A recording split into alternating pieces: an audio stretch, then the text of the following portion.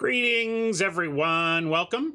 As you can see from the upper left corner here above me, Traditional is the choice today. It narrowly edged out Premier for the first time in quite a stretch, but maybe this is the wake-up call, the refresh, the reboot, the change of gears we need after yesterday, which I think is unequivocally the worst results I've ever experienced on stream with you all. Yesterday, we started out with an 0-3 Premier draft, and then pivoted right into a 1-3 Premier draft that was almost an 0-3. We hit a 20%er to avoid 0-3ing back-to-back drafts, barely eked out a win, and then promptly lost the next one. So we went 1-6 yesterday. I do believe that's my worst performance on stream to date. However, I only remember one major punt. There was a punt that could have extended the troubled game, the last game we played, could have extended it by a turn or two maybe. I think we were still going to lose it, but it was one clear and obvious punt. Everything else, I think everybody agreed. We just experienced a rough day of Magic. We had a really crappy set of packs in our first draft that produced a medium deck that didn't surprise us when we 0-3'd. But then we drafted a deck we all loved and thought was great, killer cycling deck, and it's still just petered out on us, and we just didn't get there. But overall, we were in good spirits because we felt like, for the most part, we had made good choices and gave ourselves a chance at good outcomes, and they just didn't come our way yesterday. And that's okay, as long as you keep doing everything you can to give yourself a chance at good outcomes. And of course, if you want good outcomes in your MTG shopping needs for your tabletop Magic, you're going to go to cardkingdom.com. My outcomes there have been consistently excellent. I've ordered so much from them. I can't even, like, countless. I could go look up my order history with them. Bazillion orders. And once I was dissatisfied. Once I was dissatisfied with the condition of a card. I think a card slipped by somebody. They called it near mint, and it was just not near mint. It was lightly played, you know? And I needed it for a trade that I had promised someone near mint. If it was just for me playing, I probably wouldn't have made a big deal about it, but I really needed a near mint copy for this trade I was doing, and I had already left the store. You're supposed to check your stuff before you leave the store, but frankly, Card Kingdom is so awesome about that stuff. I get lazy about it because I assume they're going to be perfect. And this one time they weren't perfect. And I brought it back in, and they said, we'd love for you to look at that stuff before you leave the store, but let me take care of that for you. You're absolutely right. That's not near mint. And then they took care of it. So the one time I had any issue with Card Kingdom, they snap fixed it. And I don't expect perfection from any human-based endeavor. So what I expect is someone to own their mistakes and make them right when they happen. And Card Kingdom hardly ever has that happen, but when they do, in my experience, they always make it right. So thank you for all that support, Card Kingdom, and check them out via my panels down below. All right, best of 3. Help us out. Cleanse us from yesterday's troubling results.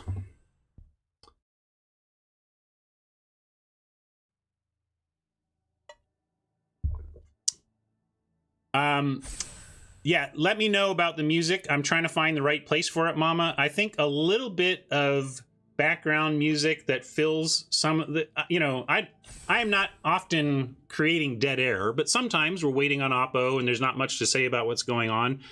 I'm trying to see if having a little music audio lightly in the background is a nice baseline. So but I'll touch down the music volume here at a little lower and see if that's a little better.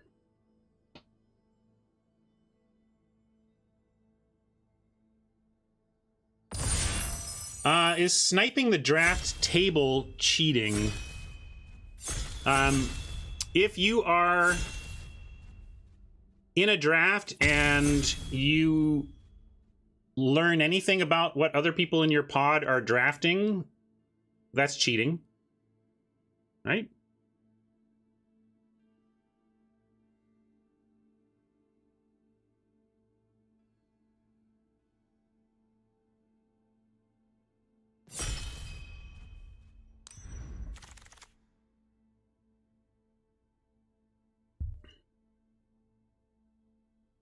That's them breaking a rule. If not, it might not be absolute cheating, but it's certainly breaking a rule. Well, yesterday we got this pack one, pick one, and didn't take it. We took something else instead. It was like, I think that was, we took a, what did we take over that? It was, can't even remember now. But here, like, we have Cheering Harvester as a solid pick. But really, it's take the Mythic or take the Harvester. I don't see anything else here I want to first pick. There's a Cycling 1.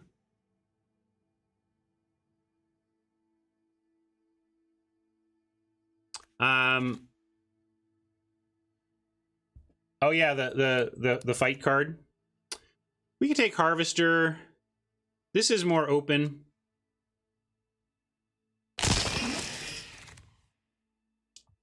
And then we get a Blood Curdle after that's nice.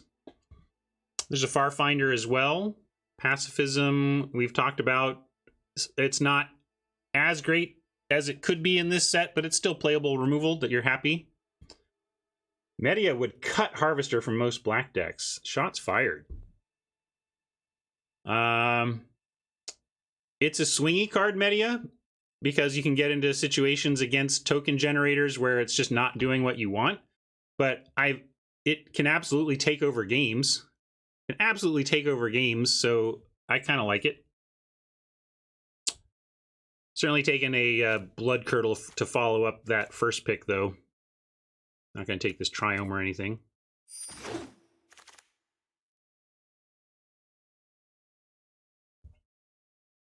But it's a 4/6, and you can break that balance, right? We can take an Unbreakable Bond if we want to do that. We could also take Emergent Ultimatum. But this is a great build around. This is a great build around too. Heron is interesting, but Bond stays on the first color. Is that Ultimatum good? You need bombs, so it's not the best because you need the rest of your draft to go well. I played it in a deck where I had 11/11 Godzilla, Vivian, and the 7/7 Cycler as my big payoffs for it. We'll take Bond, and it was good, but that was a case in which I had 3 great things to go get with it, and even then it was sketchy because if I drew one of those things, I couldn't include that in my 3. You know. Grim Dancer, I like here, sticking on the path of Mono Black. Cardboard Live is threatening to work over here. I don't know why. Let's see, let's pin this. I'll restart it, though. Sometimes that does it.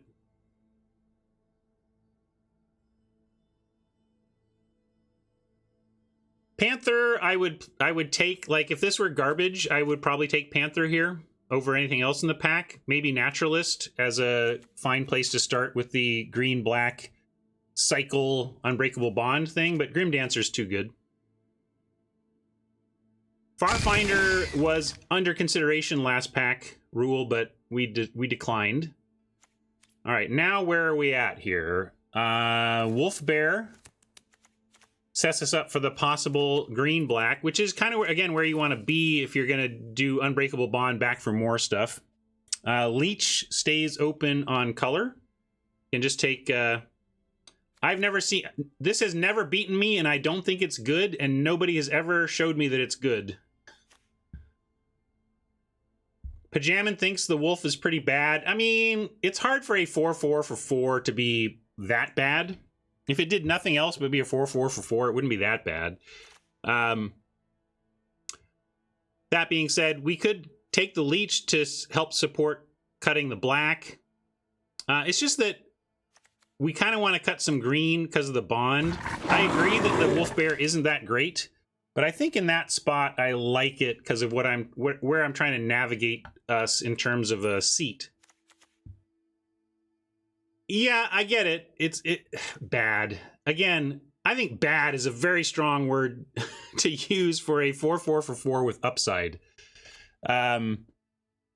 You're saying a 4/4 for 4 with no upside would be bad. I wouldn't be happy about playing it, but I would. And then we get a naturalist, like, because this is a naturalist deck, and then it works with the wolf bear, you know? So, anyway, going to take the naturalist here. You take Fire Prophecy as a signal. Maybe, yeah, maybe we should, but, all right, I'll take the Prophecy as a, no, I'm going to take the naturalist.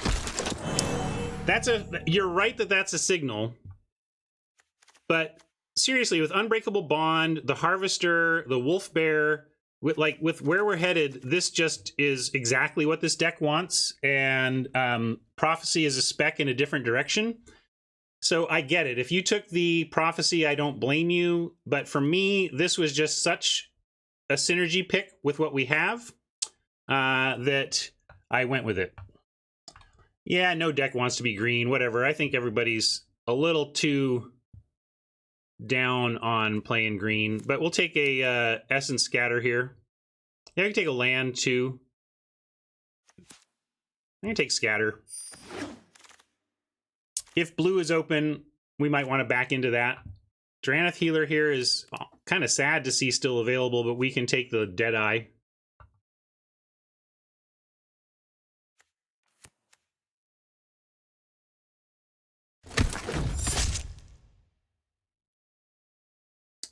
Crystal here.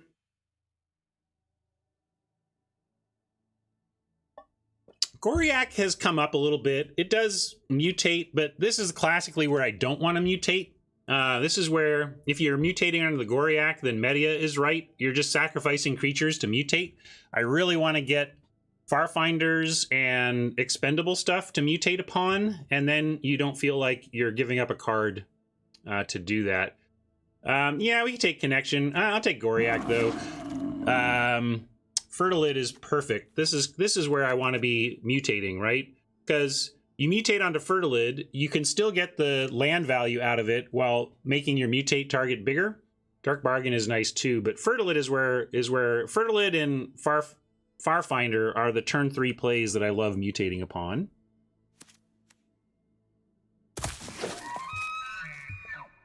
I justified my pick. I think I did all right with that justification. We could take this and maybe end up there. I mean, we take a Capture Sphere as well. Capture Sphere is pretty signally, but... And also, I want a Corpse Churn, but let's take the Ultimatum. Maybe we get there. This is a hedge. I don't think we're necessarily going to play this, but if we do, it'll be super fun. And so let's at least give ourselves that chance. Probably not playing the Impulse, but maybe. Yeah, I would rather take the Impulse than the Claws there. I'm not sure what I'm doing with the Claws. Oh yeah, we are best of 3. I'm so Head is so in best of 1, I've forgotten that we're sideboarding. Hey, look. It's a blue-black companion, or sorry, a green-black, a companion in our colors. So, if we do this, what does that look like? You have to give up the bond. You have to cut a lot. You have to cut a lot, but we'll certainly take it and see. Yeah, because we're going to run it either as a creature in the deck or as a companion. We'll see.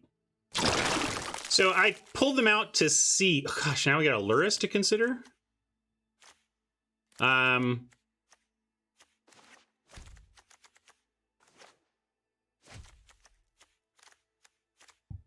Lurrus can just be a 1 black 3/2 lifelink that lets us cast stuff from the graveyard. You know, maybe wheel another Fertilid or a Farfinder, but we'll take Lurrus.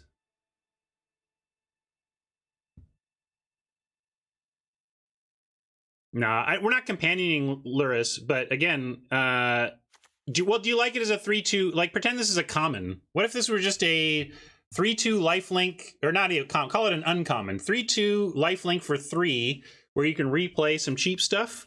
Not that we have anything to replay right now. See, I think that's just good enough to play. Certainly over anything else here.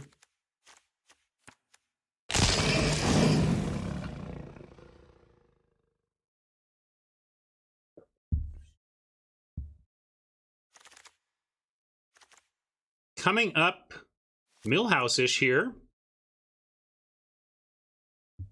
This card is ridiculous.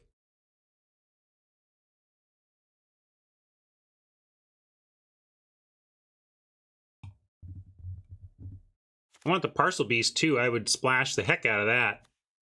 But I think we're in the right place. Don't say that yet, James. Wait till we 0-3 this one too.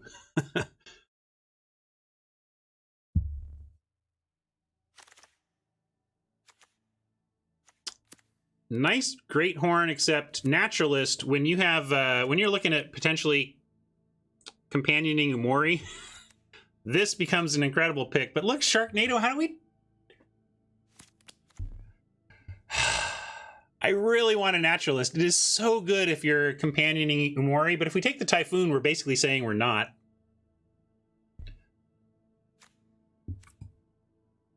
I don't want the Great Horn over the Naturalist, given the turn 3 Umori possibility.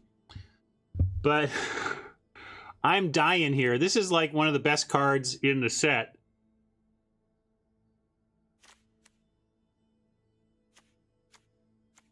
I'm gonna be crazy. I'm gonna take the Naturalist. That is the hardest pass I've ever made. That's maybe an exaggeration. That's some... I would have to look at all of my passes. That was a difficult pass.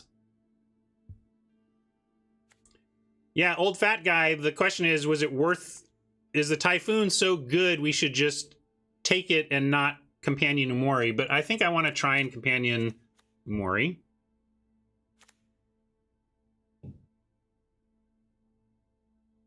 And we still might...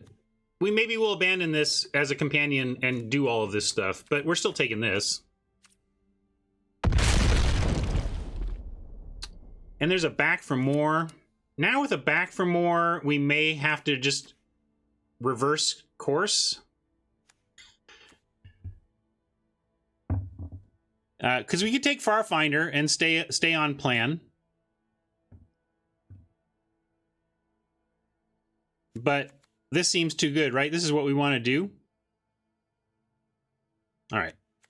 Now I, of course, want the Sharknado, but I'm happy with how this is coming together, at least. Ivy Elemental has never been something I'm happy with. I'd almost rather just have a Dark Bargain here. Yeah, Wilt for the board, Mammoth, or Dark Bargain are my real choices.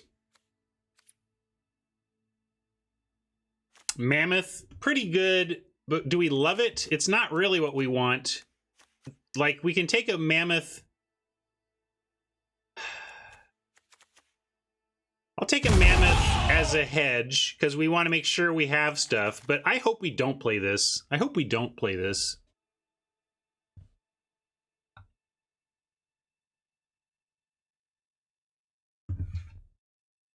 Oh yeah, Ivy with Luris is pretty good, huh? I didn't think about that, but...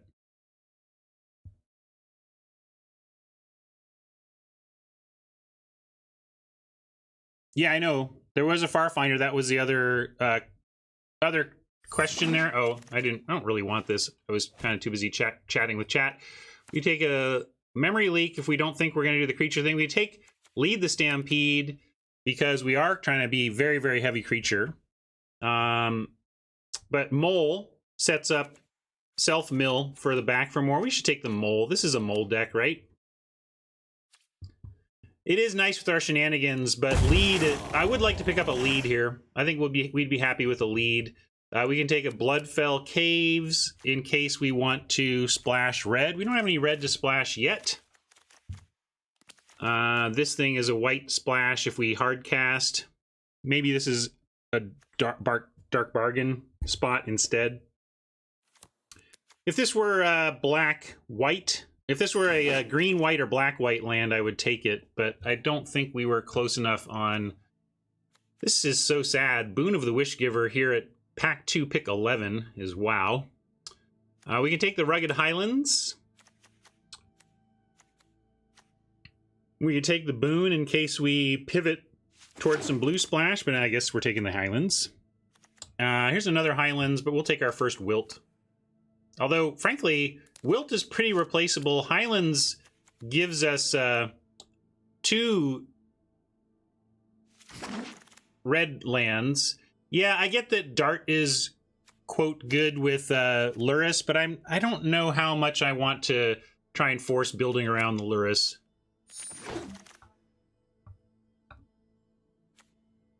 Plummet for the board over the Goriak. How are we doing on 3? I think that's correct. We got a lot of time to pick up 3s. Death's Oasis. This card is a big lie. Wish it were better. Be fun to try it. Not going to open on a Wolf Bear. We could take an Essence Symbiote. Take a Deadweight.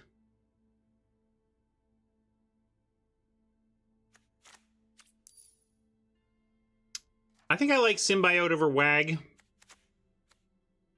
Yeah, Luris and Deadweight is a real thing.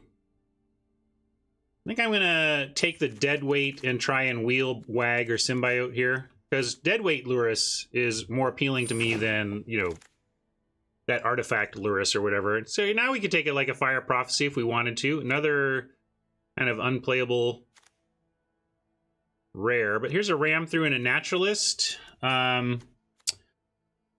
Yeah, let's take Ram Through. We don't have a ton of removal, and we do have the creatures for this.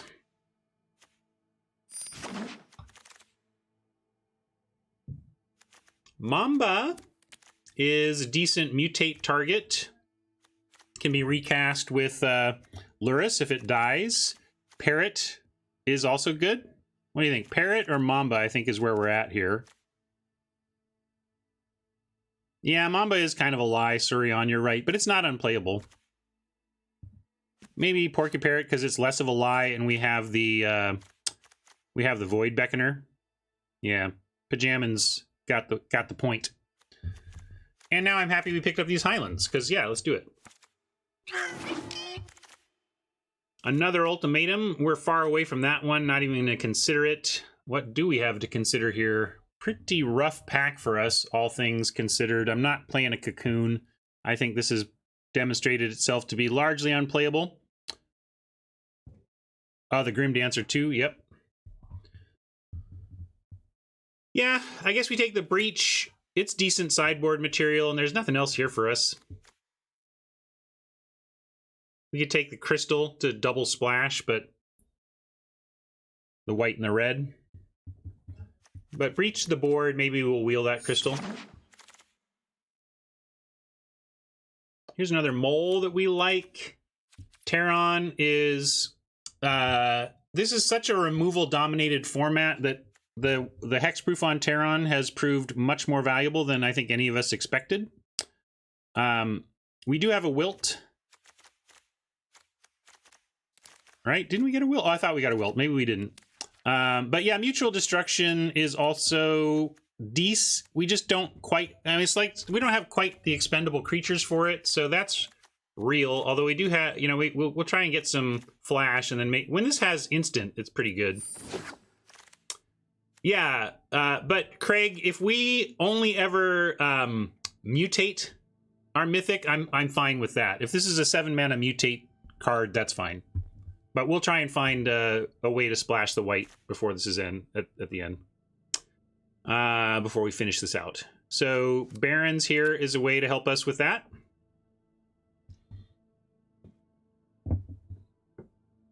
And I don't see anything else I want here. So I think we're on Barons. To help cast Luris, and although it's got a swamp the black in it anyway. We take Corpse Churn, Bushmeat Poacher. First Poacher is all right. Smasher, though, is okay.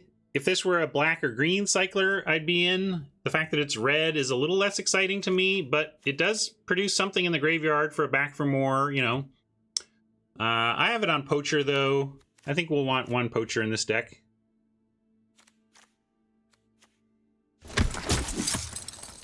Another Space Godzilla. I'm in for that, for sure.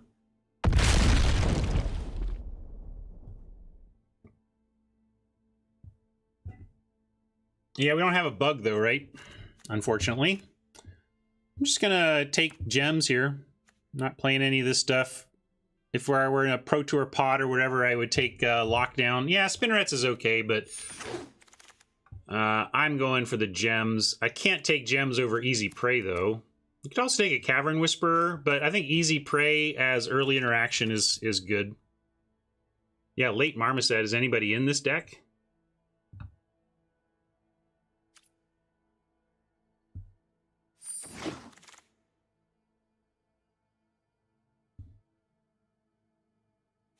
Take this cycle 1 over anything else here. Another Lockdown. Humans deck getting some tools here. We can take the Spinnerets, but the crystal did come back. Let's take this. Helps with both of our splashes.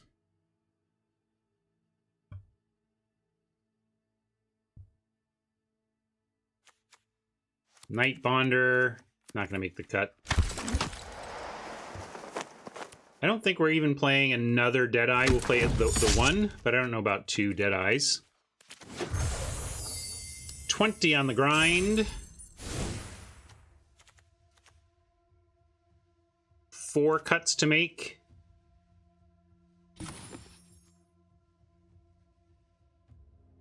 And if the game goes super late, we just kind of want it for the generic card draw. But we could cut it.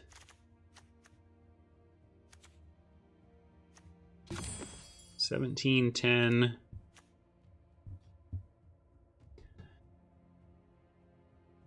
Now, see, I think I cut the Honey Mammoth because we have the 2 Space Godzillas. No, this was like pick 3. Pack 2, pick 3, I think.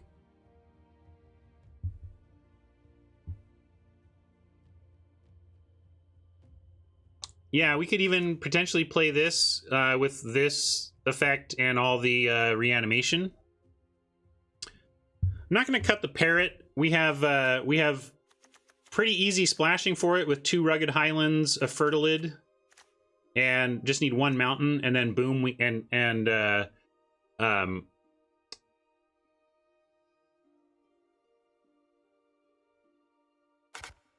also the Naturalist cast it. So we're well able to cast this Parrot, and when you can give it Death Touch, it's just like, it's machine gun time.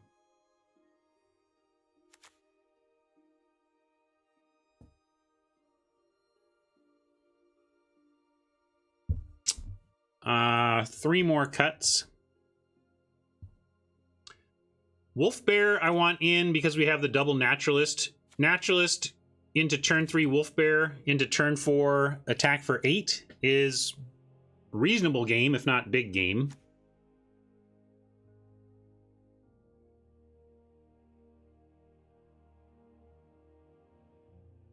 Were you in my pod, Fenor? Is that what you're saying?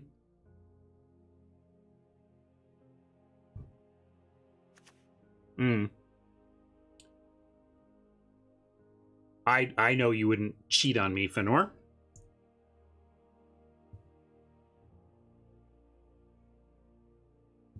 Passing packs 1 and 3. Well, you see where you ended up putting us.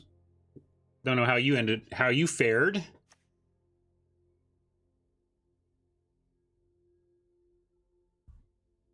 There was no early cycling draw, and then nothing ever pulled us off our early black picks.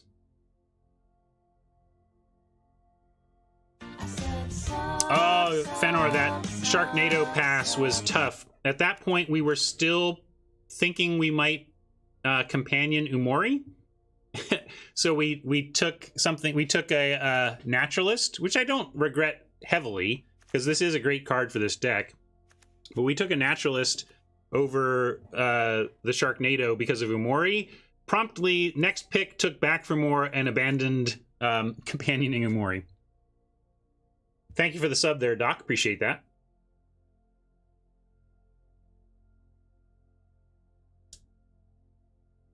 We're close here. Maybe we do cut the the bargain. Do we have enough other...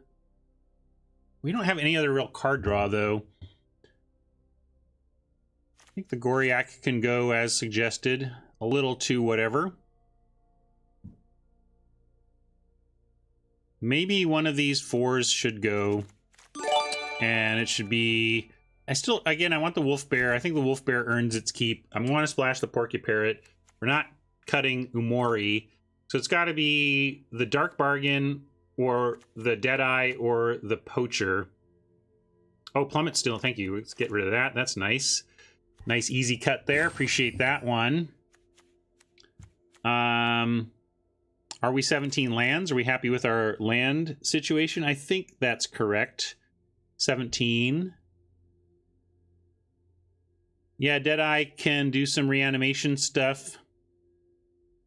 So maybe it's poacher for the cards or bargain for the cards. Which one do we want to keep? Cutting one of these two.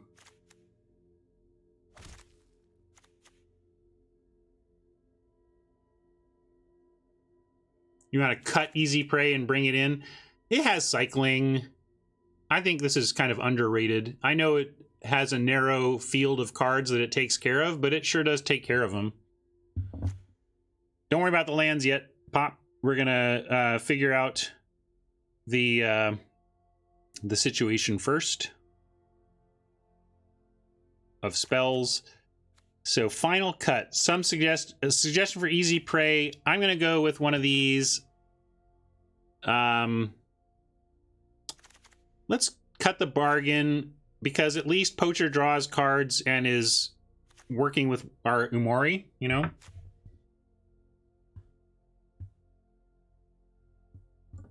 Yeah, Bargain works well with Back for More and Unbreakable Bond, but we have some combos there with Corpse Churn and the Excavation Mole already.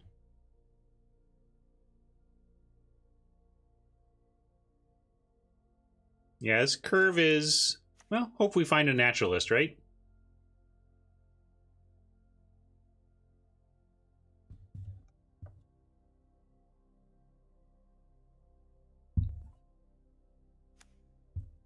Yeah, Poacher's a human for Wolf Bear, another thing in its favor. All right, I like this. What are we calling this deck?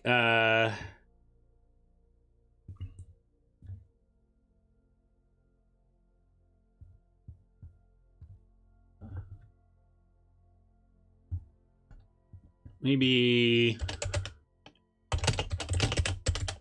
Don't call it a comeback. No companions? What's the opposite of a companion? A frenemy? How about frenemies? Or that's not... Is that how you spell frenemies?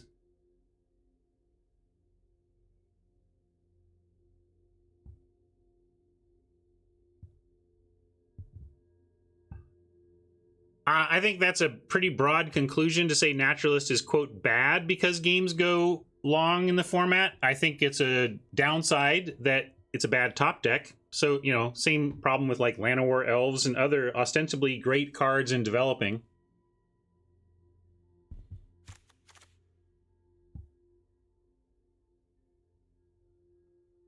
Nope. You're dealing with Godzilla.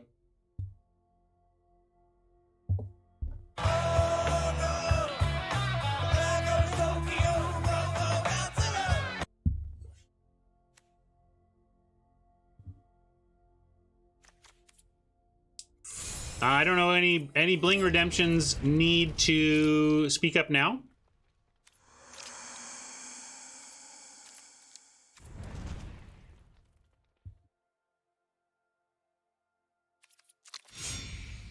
I haven't used these sleeves. Let's try these. And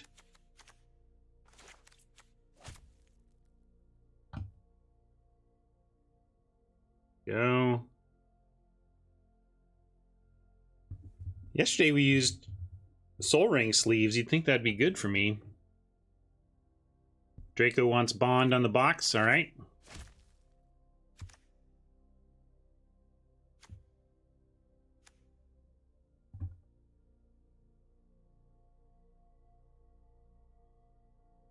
I don't know. Did you redeem lands? No. you didn't redeem, I'm going to get on with it here. Oh, except this deck isn't ready. We got to do lands now. Do we want a plains? We have a Barrens.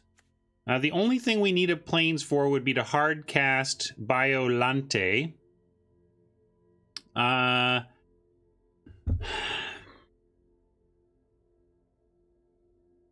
Because I do want the mountain, because we need to hard cast. Porky Parrot only has the hard cast.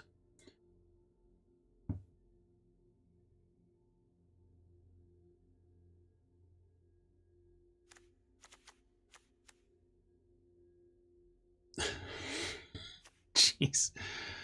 You snooty style people. Come on, Razor, whatever.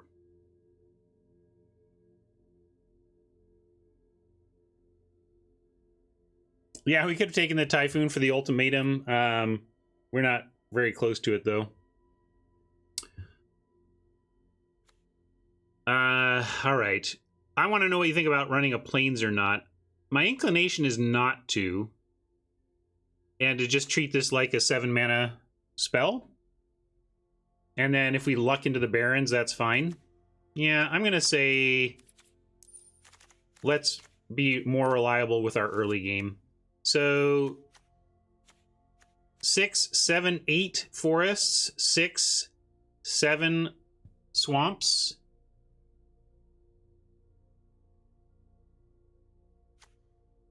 Yeah, we also do have the naturalists to hard cast it if we want.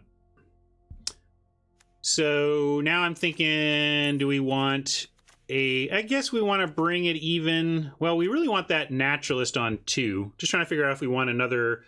when we're splitting this land, whether we want to go 9 sources of green, 7 sources of black, or split it 8-8.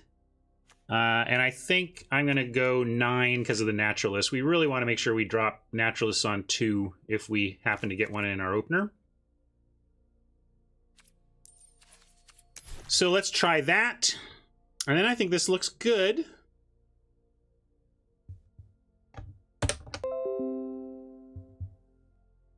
All right.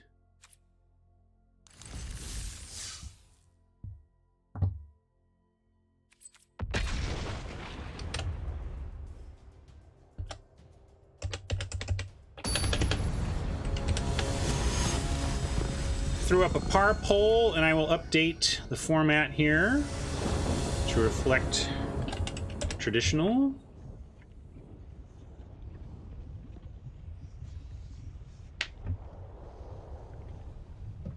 And record, of course, currently 0-0. Trying to come back from a rough results day yesterday. And I say a rough results day because as far as days go, it was fine. I'm gonna mulligan this, but here, this looks good. We'll keep this, and I'm gonna ditch, actually, a naturalist. We don't actually have anything to creatures to ramp to right now.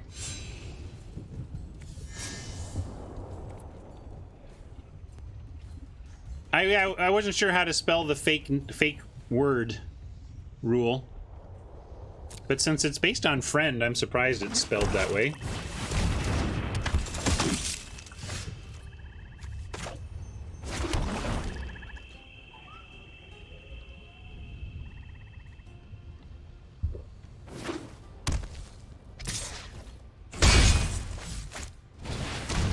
All right, gotta love it when the Whisper Squad deck draws a Whisper Squad.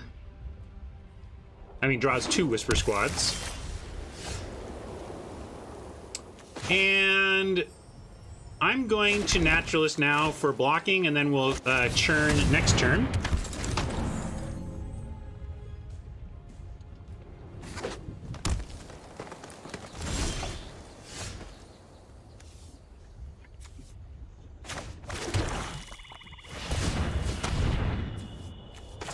It's an instant and we're not doing anything else. We can wait, right? There's really no reason to do it now. I guess if we do a 2-drop that we might want to cast, we could do that. Oh, I don't have Cardboard Live open. No, Cardboard Live. Sorry, I mean, I don't have untapped.gg, which I used to show me my deck contents, which I'm now forgetting, of course. Like, we could find... Yeah, there's some stuff that could be castable. I guess in case we find something we want to bring back and cast, let's do it now. Why would you wait, James? I'm not sure what waiting gets us.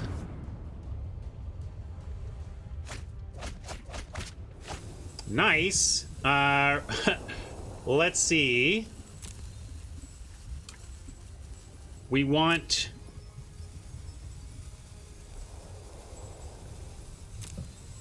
We're not close to hard casting this. Porcuparrot, I think, is what we bring back. And then we try and bond the others.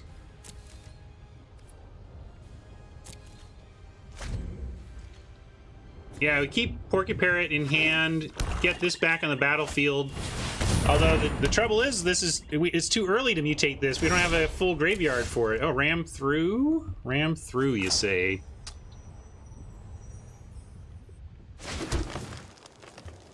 Nothing to ram through now. Don't want to cast the Porcuparrot yet, because we want to mutate it onto our other dude.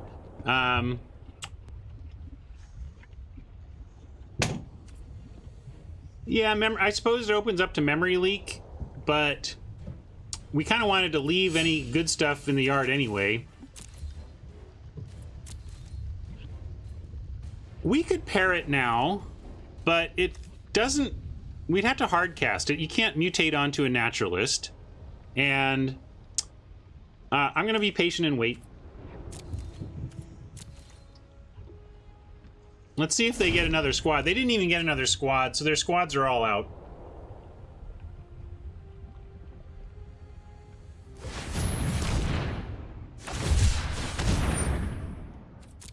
Cycling Wilt.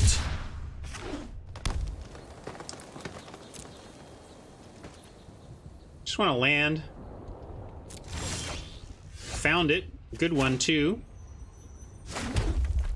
Naturalist cannot cast back for more, so we only have the sorcery speed Unbreakable Bond. Only. But we'll do that.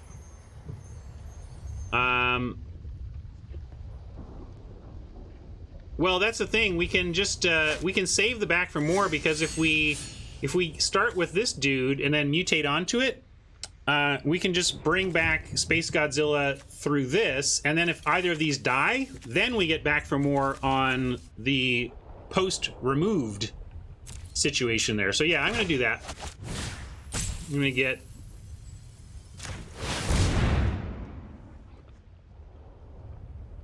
I mean, yes.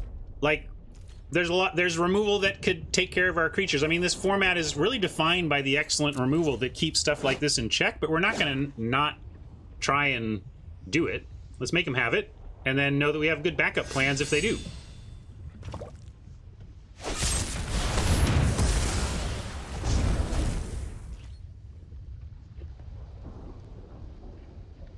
Now... Oh, they got our back for more. That sucks. Mega sucks. They took away both our combo pieces there. That just seems rude. Whisper Squad can be good in the right deck. I don't see it doing much here. Man, that is about the harshest memory leak I've had cast on me. That was our game right there. Really, Fluffy? All they did was cast a spell they had that everybody plays.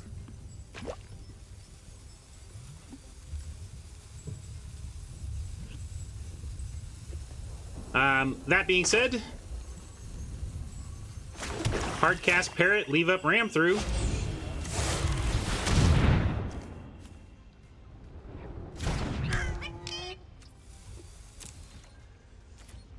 And you can start attacking.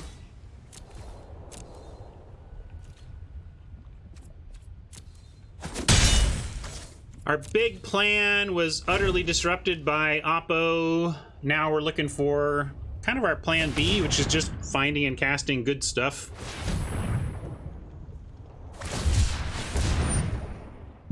Right now, it's kind of like they mulligan twice with the Whisper squads. They're not doing anything as of yet. I expect, you know, they work well with, like, mutual destruction and that kind of thing.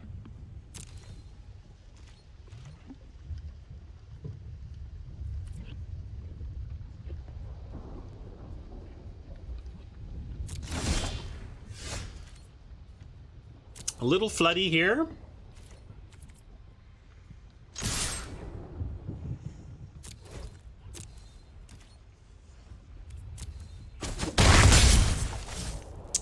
Let's see, are we looting in this deck? I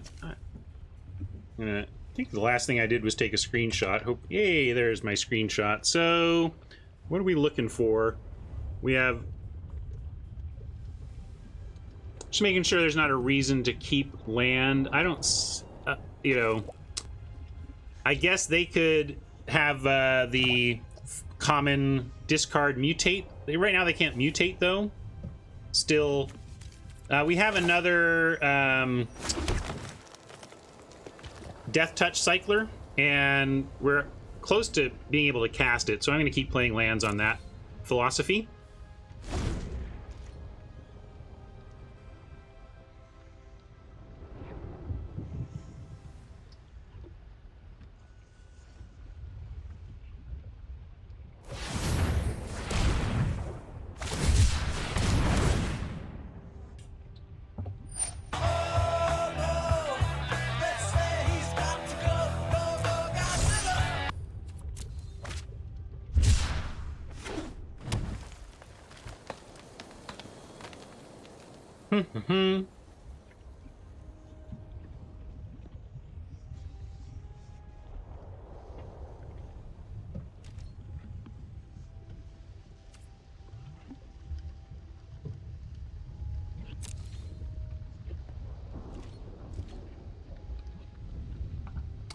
Yeah, it's always possible, I suppose, Fluffy, but I think the number of times, our ratio of somebody stream sniped versus we mused about whether the person stream sniped is probably like 1 in 30, you know?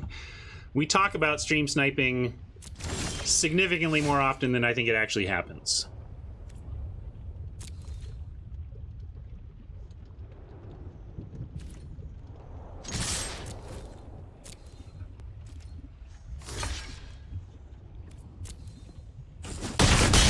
This could be Deadeye. We'll accept that if it happens. I'm going to play this again. We have an 8-drop in the deck, so let's have 8 mana out, so if we draw it, we can cast it.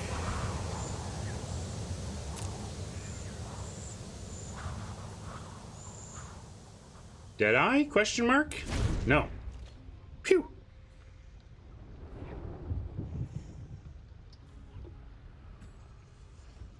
I guess if it was Deadeye, they would have eaten the Naturalist, and maybe instead of... they still would have tried to ping the Porky Parrot, though, I guess.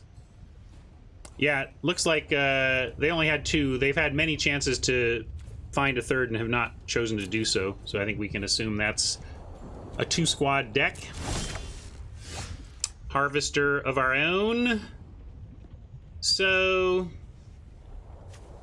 of our own, not of our... Like, we harvest here, and this is where Media is saying Media doesn't like this card because it's both players sacrifice a creature.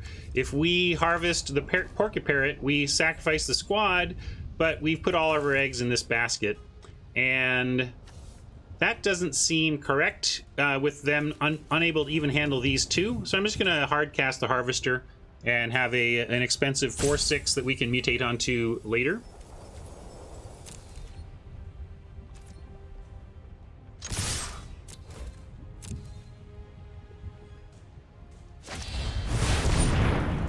I was worried about that, but we do have mutual destruction, so we can get rid of it.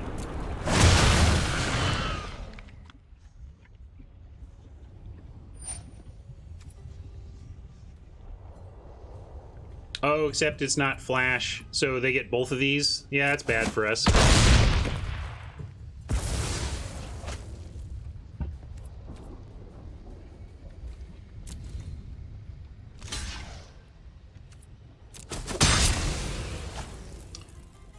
Should we have played around that? I was worried about it, but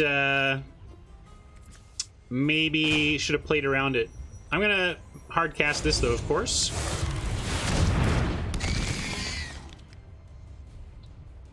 Ram Harvest. What does that do for us? Doesn't kill this thing, right?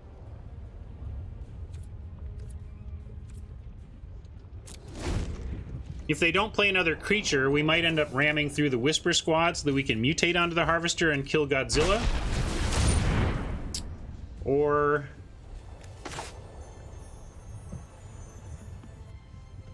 let's see, that's got Trample. Yeah, we just got wrecked.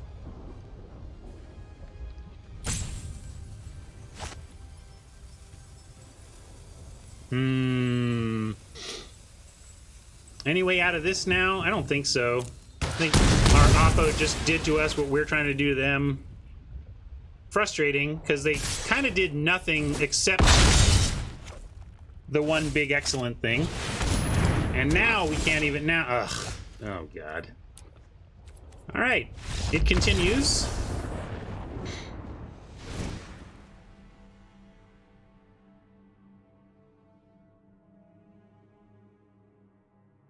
Probably want another Deadeye against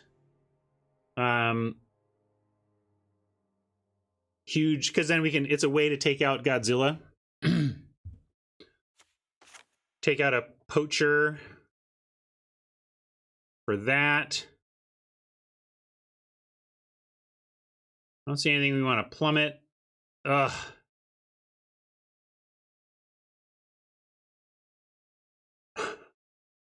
Rough. Yeah, Bonder gives Destruction Flash, but that's hardly a reason to bring it in.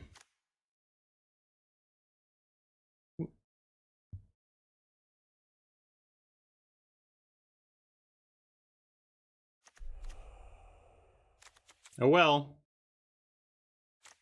We could try Clash of Titans. But nah, you want a Mammoth in over what bear? Over the Wolf Bear? No. I mean, they did do some good stuff by the end, but they were very slow getting there. No, I just cut the Poacher.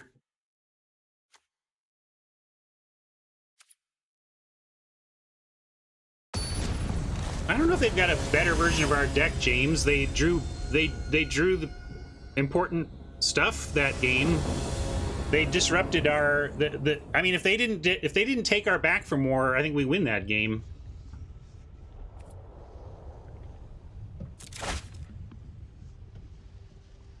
Blah. I'm gonna keep this though. Corpse Churn.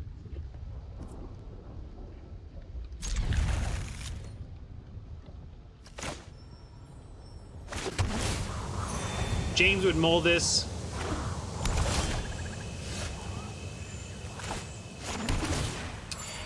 If this were a low-down deck, I would probably mull 5 lands, but this is the kind of deck that can actually make use of 5, so I'm okay with it.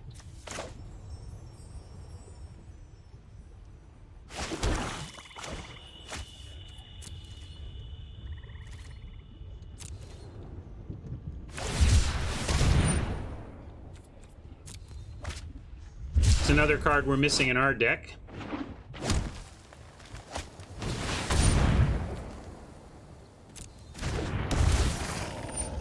Not loving this so far. Oh, I'm loving that. Yeah, mill your back for more, buddy.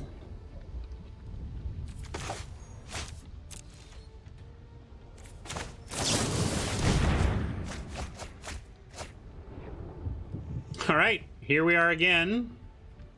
And are we gonna get punished again? Like, am I supposed to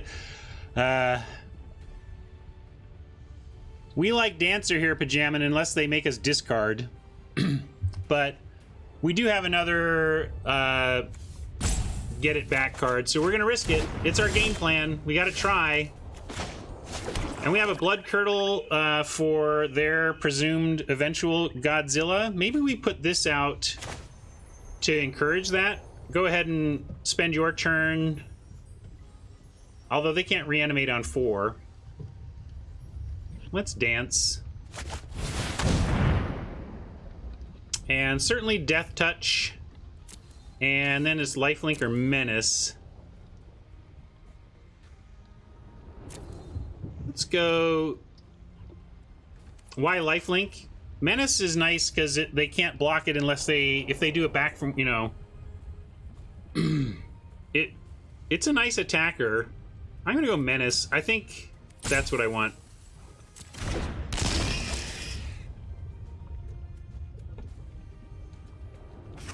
Yeah, I don't want it to be an easy block by the mole is the thing.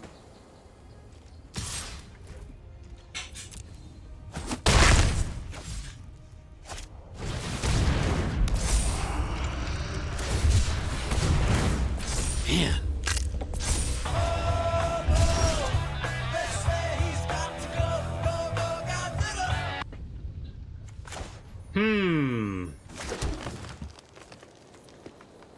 I think I'm going to attack and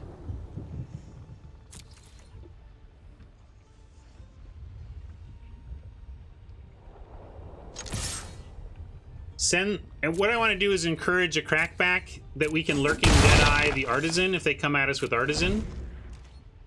I still want to save Blood Curdle because I'm expecting Godzilla to start destroying Tokyo soon. Really, I just want to dodge the discard spell. Please let us back for more.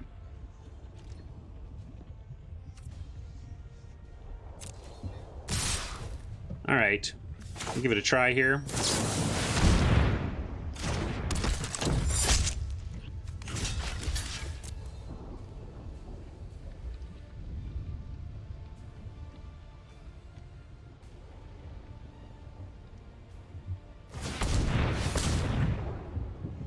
Will they save it, or is this just an unrelated action? Unrelated-ish? Can they do it one more time? Ah! Come on! Are you serious with this?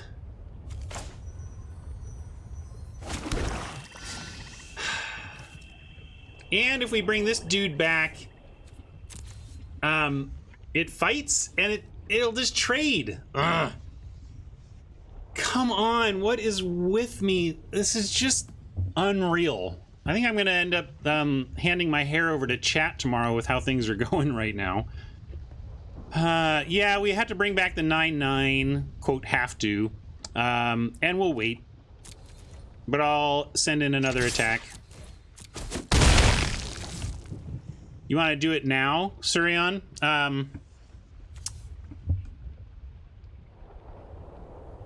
If they untap...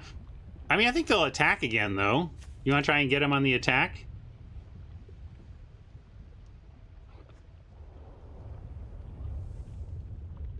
But this is instant.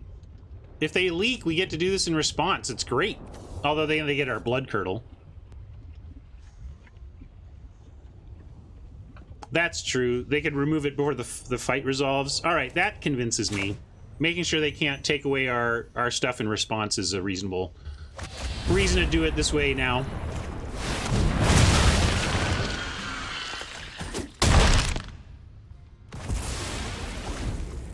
Somewhat crossing our fingers. They're stuck on 4, so if they have multiple back for mores, they're a little ways off from their other one. If they have a bond, they might be able to land bond right here.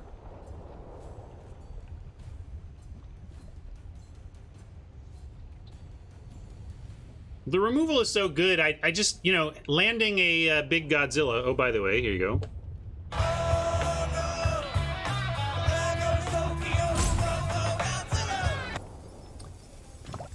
I just don't expect them to stay. Wow, they didn't cast it. Whew. I bet they had... I mean, It wrecked us when they cast that on us in the first game and they didn't do it the second game. I'm happy. I'm gonna save the Curdle to do exactly what we were trying to protect against from Oppo, which is to say if they do something like back for more, we can Curdle in response. And there you go. We just, you know, stuff dies. So it goes.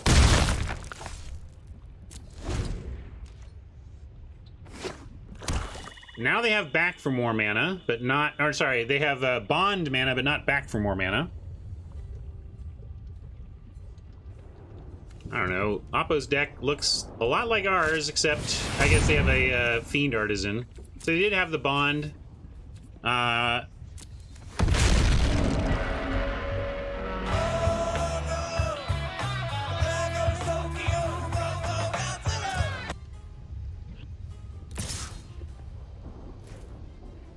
So, we could kill Godzilla now. If we happen to draw a 4-drop or less creature that we want to cast, though, we can kill it and give Menace to the thing we draw. So that's the only consideration, but the cost could be that we draw like an 8-drop that we want to hard cast. 8-drop, you know, something more expensive that we want to hard cast. That's the real decision. Is it worth a Menace counter on a possible creature top deck to hold, or do we just play the Blood Curdle and hope that we find big action on top and use tons of mana? There's not a lot of things on top, actually, that would command that much mana. I think we can hold. It's a slightly greedy play, but there's only a few cards that really punish us, and frankly, if we draw them, it's like, oh, we got punished by drawing great action for our next turn, so I'm gonna hold. There you go. It came to pass. So now we go Fertilid and Blood Curdle.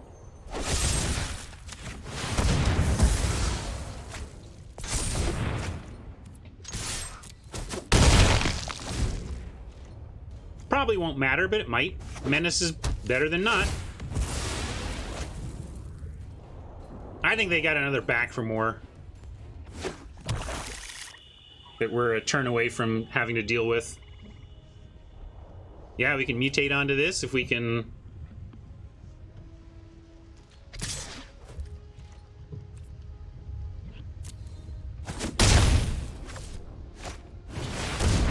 Boring.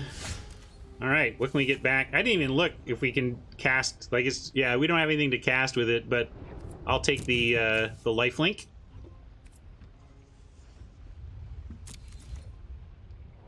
And do we risk it with an all attack and hang our hat on Luris? Because if we attack with both and play Luris, any removal and we just lose the game. Are we willing to figure that they would have used removal by now and go ahead and Luris, go ahead and attack?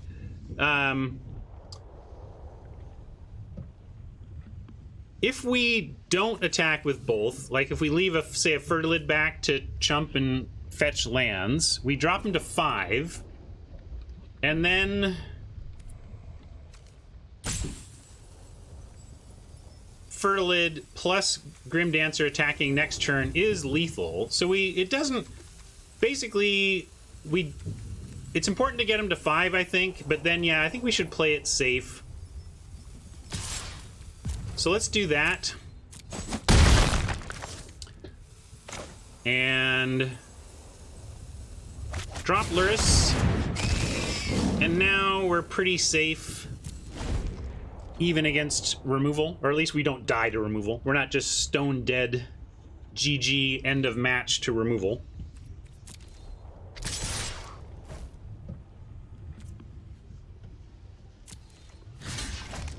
I'm gonna do this and cross fingers.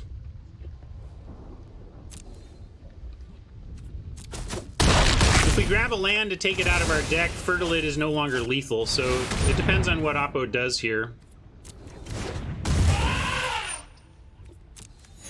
so with that, we're not going to attack with the Fertilid, so yes. Now we need Fertilid to chump Mammoth, so we're going to get at least one land off it.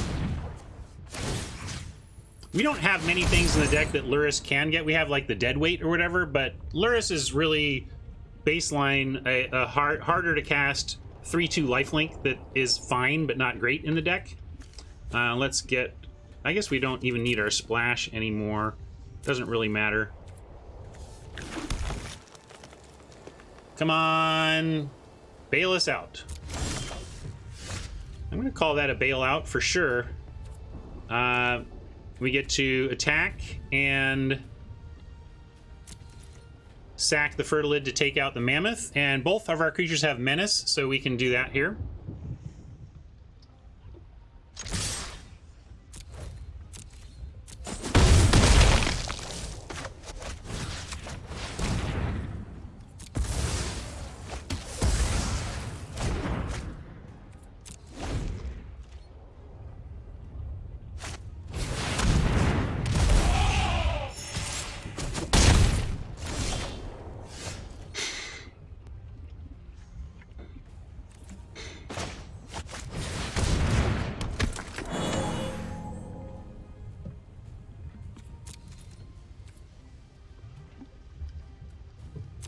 Now we're trying to trade off Grim Dancer for Honey Mammoth and just smacking our foreheads and saying, Magic gods, did I do something to offend?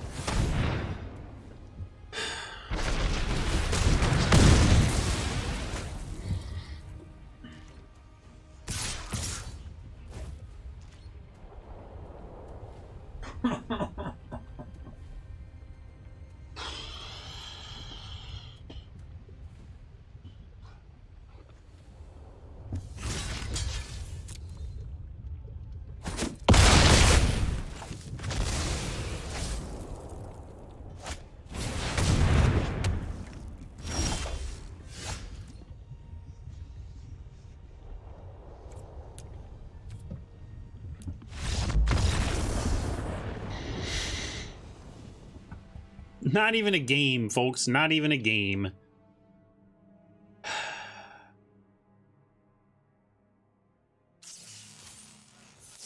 Apparently the beatings will continue until morale improves.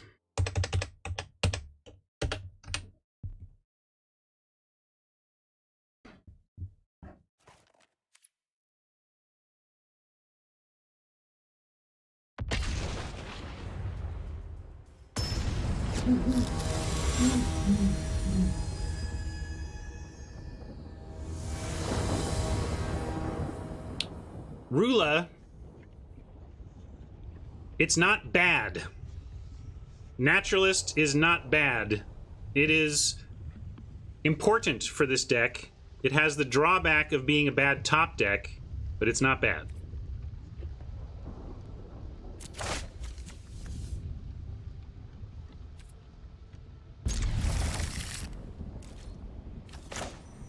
D, we're in traditional, man. Use your... come on. Come on. It's like you're trying to make that a thing, I think. Stop trying to make that a thing.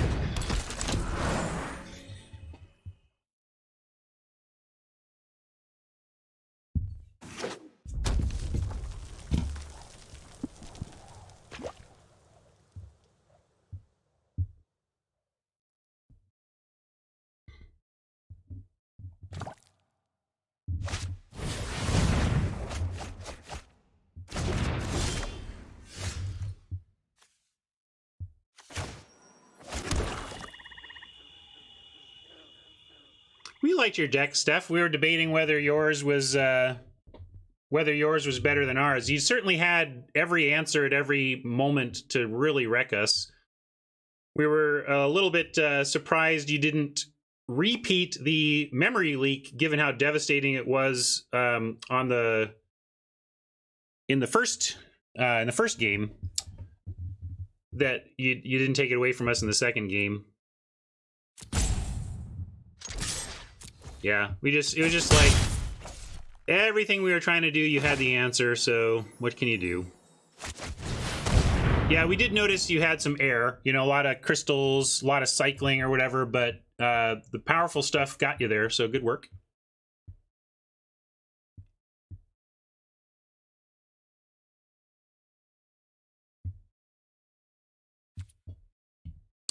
Well, maybe it was the right choice. You certainly ended up getting there.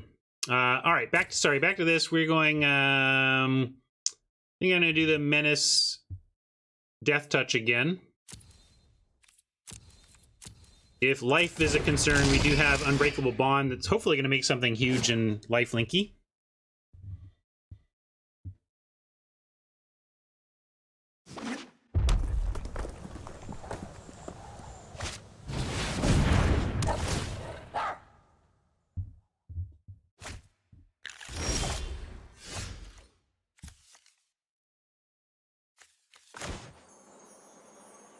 All right, we've got our combo pieces, but not our parts. This is an instant, though. We played our land. Just going to get in for the turn and then have easy prey ready. For either the cycle or the hard cast. We also have ram through if we desperately need to take the Farfinder out from under some mutate here. Yeah, we like this deck. Just, man, I don't know if you caught the stream yesterday or anything, Steph, but yesterday I went 1-6, and today I'm 0-2, so you have contributed to a really rough run for me.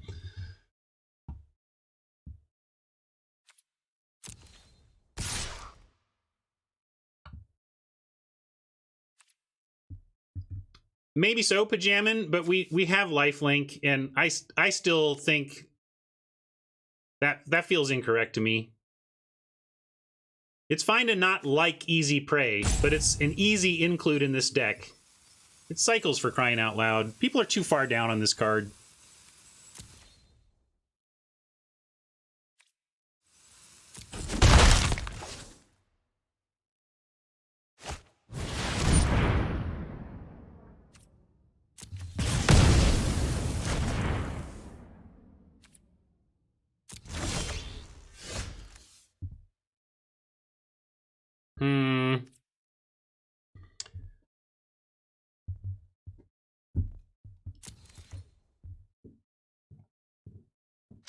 I meant to cycle there, though. Let's see. I got a little distracted. Because, yeah, we're not seeing a target for it. So I do want to cycle it. We could cycle it now, but now I'd rather just leave up our removal.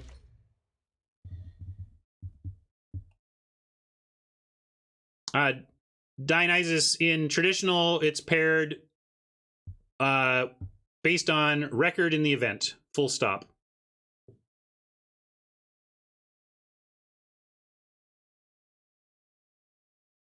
Oh, sorry. Well, since I'm late on the meme redemption, I'll give you all of them.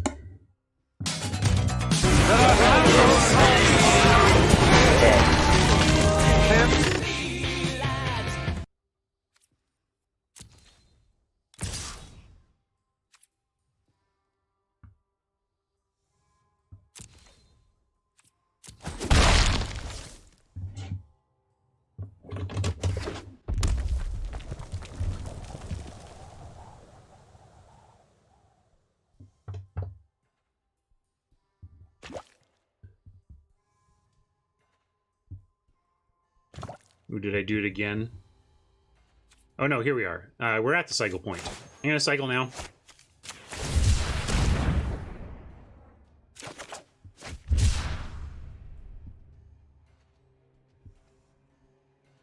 No problem, chicken. I recognize that it is valuable for people to see everyone goes through the rough patches in this darn game.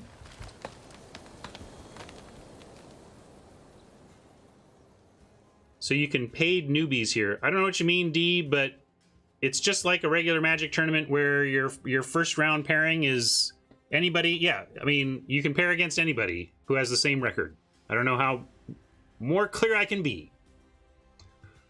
Yeah, we can use the bond to get back Dancer. Do we really want to? Is that really worth it? I don't think so.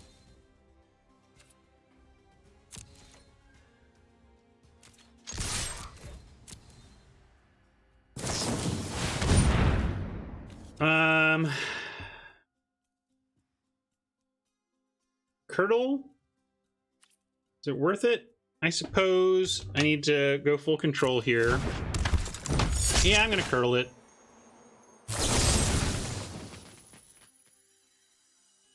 Maybe I don't care. Maybe we just don't care if they do this. We're about to swamp and have all our mana. We can't, this will help us hard cast our mythic, but that's about it right now. Well, we ram through, that doesn't do anything. Why are we gonna ram through? Oh, ram through, and oh yeah, that could have been interesting. Okay, I like it. I missed it, but I do see it now.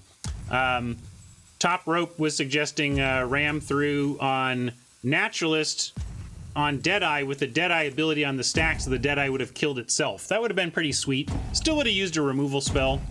So it's almost a question of which removal spell, but I also think Phil has a good point. Right now we are not well equipped to take the 5 on the crackback. Can we not? Sure, that would work. Oh, maybe it wouldn't trigger because nothing had damage.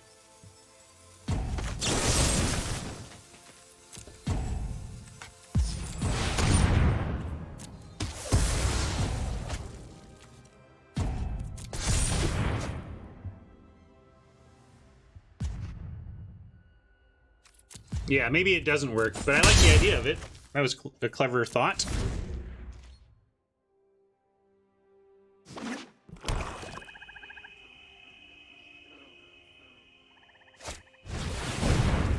Dracus getting back. Rock Slide, I guess.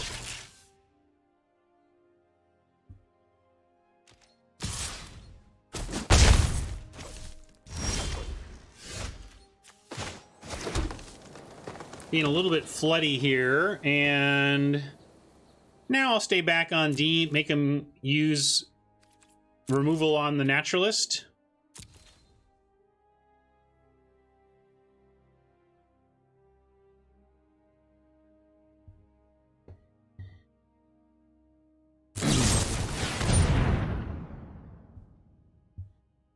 All right, they did use removal on the Naturalist, and doesn't have Death Touch or anything, so we'll just let that go. We can consider it back for more here.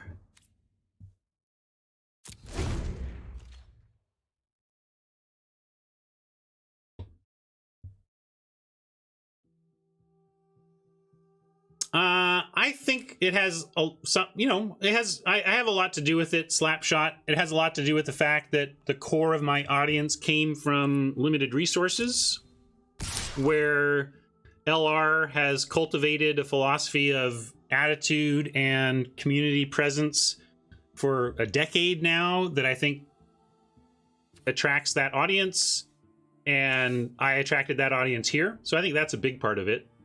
But then, you know, when in Rome, we set a tone around here, and I think people who come in maybe with not this kind of tone in their mind realize this isn't really the place for them. In that case, I'm gonna pass. Back for More makes a fight, and this has vigilance, so we could have fought it, but we couldn't have blocked it. All right, now it's getting interesting. Now this might be too much value, so I'm gonna back for more and kill it.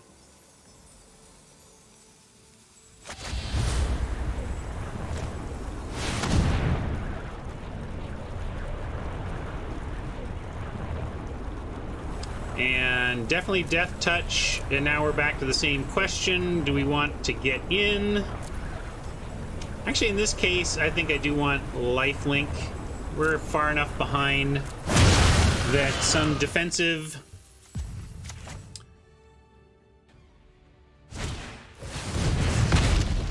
I am just... Every oppo has everything. Holy crap, people. Like, what do I have to do? It is killing me now. Literally and figuratively.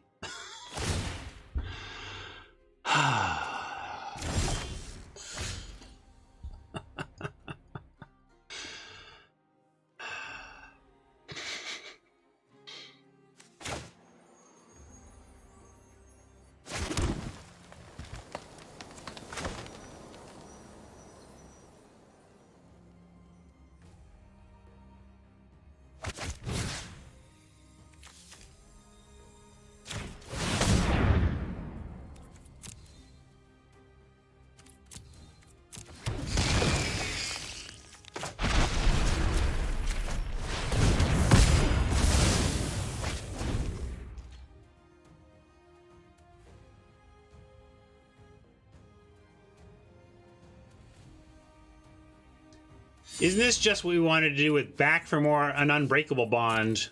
Get a Grim Dancer back twice. This...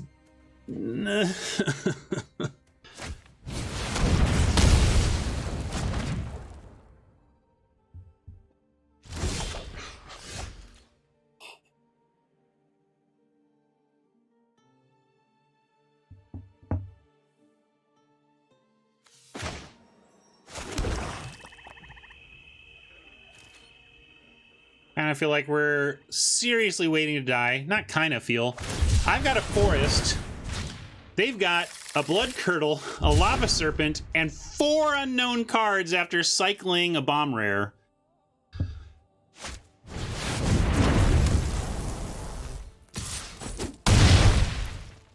We have 17. We could consider 16, but I think it's somewhat results-oriented. We have high end we're trying to cast.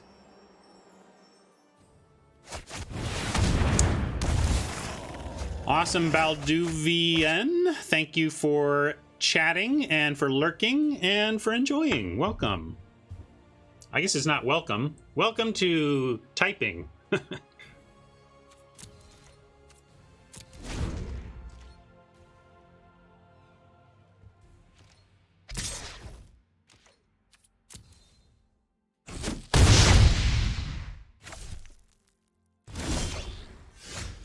Okay. No problem, right?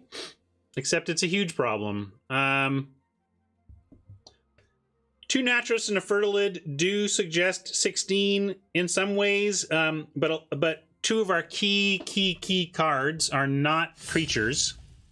Back for More and Unbreakable Bond. We want to cast those on time. So, yeah, it just gets curdled, but I suppose... I guess we cycle and block with the Mole and try and at least kill the Serpent or make them use the removal. We block and cycle, we let that get curdled, and we hope that we find something else. Maybe they curdle now.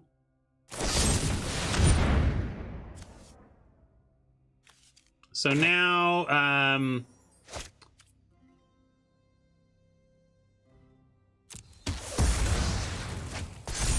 now I'm just going to cycle on their turn. Maybe, I don't know if we have any removal left. I don't think we do. Do we use our Curdle? Right, I did it on that play to save the Naturalist. This is why you like cycling. You almost never flood? Really? Cycling is a key contributor of heavy flood in the format. Wasn't that at end of turn? I assumed, maybe I wasn't paying attention, sorry, but I assumed they did that at instant speed at end of turn where we couldn't cast it. But if they made the mistake of, oh, you mean like not cycle this now and play it next turn? Yeah, maybe. Trouble is this has Menace, so I guess, like, what's our plan? Like, this doesn't save us. Like, if we hard cast this, we just lose to the Menace Lava Serpent, so we can't.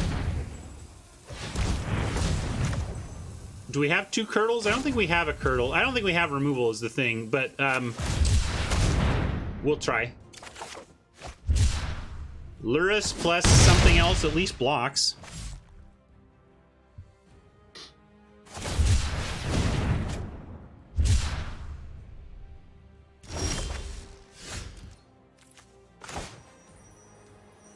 I mean, the deck floods and you use Cathartic Reunion to avoid, to deal with, to manage it, but it still floods, I'm saying. So this is, Luris can actually get us back our Naturalist at least. So that's enough to block. No, it's a trade. Your friend here is only mostly dead.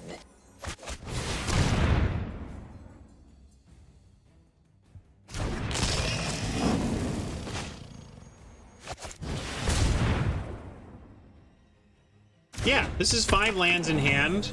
We've turned the corner, everybody. No problem. We got there. We did it. We are now going to win this game. I guarantee it. What? What?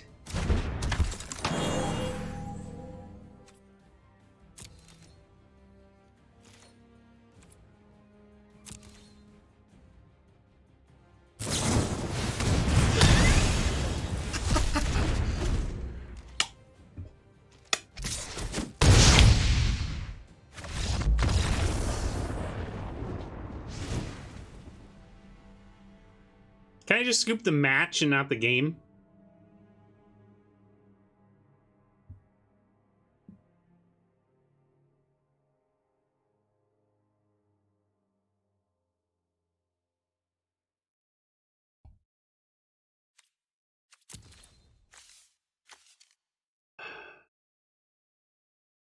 Look at this. Blitz, Heartless, Prey, Curdle, Rock Slide, Fire Prophecy.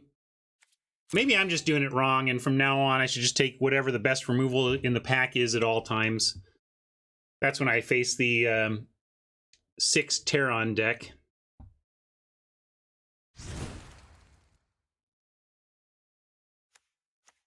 The natural... Look, whether it's a good plan or not, our frickin' plan is to frickin' accelerate out to 4 drops and frickin' accelerate out to Unbreakable Bond and back for more. And the frickin' naturalists, they frickin' do that. They are the plan. They are the goddamn plan. Hello. I'm fine. Are you?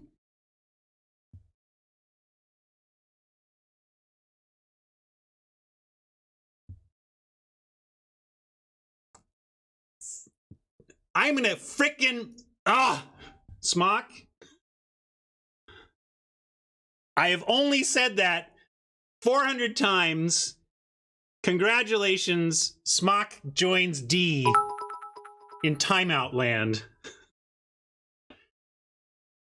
Obviously tilting and telling me the naturalists don't cast the things that 5 seconds ago I said the naturalists don't cast. You can take a seat on the bench. And now I've spent all of my, yeah, I do like that. Let's do Corpse Churn over Easy Prey here. I like that.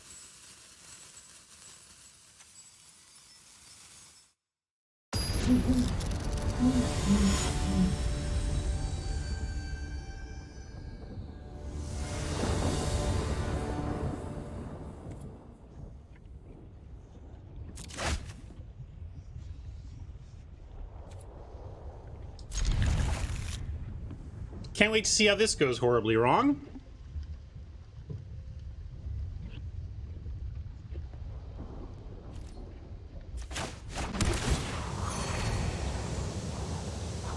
Smock, I hope you're still watching, and as with D, I hope you recognize that it's intended to all be in good fun.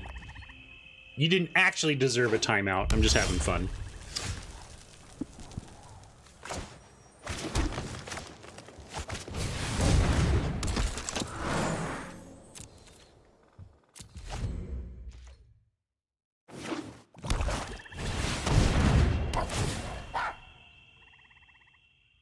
Not an incredible deadweight target, but we'll do it. And we also know that we have Luris to get the deadweight back.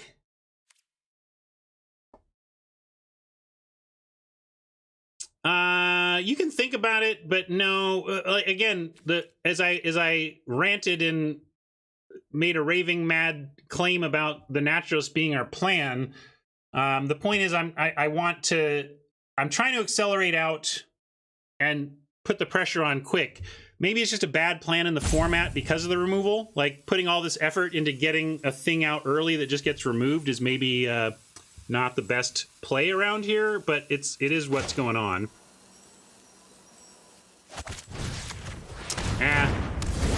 Rat says I need to ignore chat and concentrate. Trouble is, chat's what this is all about, so I'm not into ignoring chat. But if we send the naturalist, we can't play the Deadeye. If we play the Deadeye, it's going to be for no value, though, other than just accelerating out a 4-drop. So I think with the Godzilla, I'm going to attack and cycle.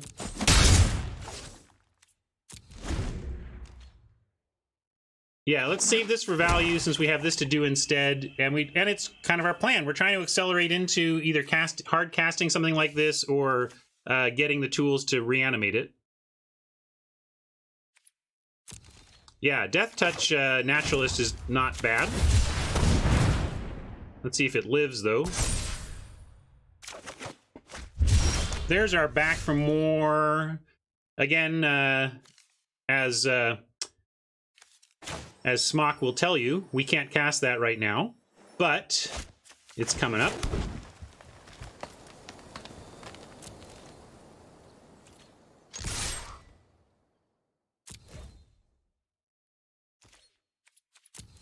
Yeah, I'll try to be a little more careful with back for more. And ostensibly, they will be tapped out because they're going to need to get on board somehow. All right. Wow. I guess they didn't want to trade their Deadeye. That's fine.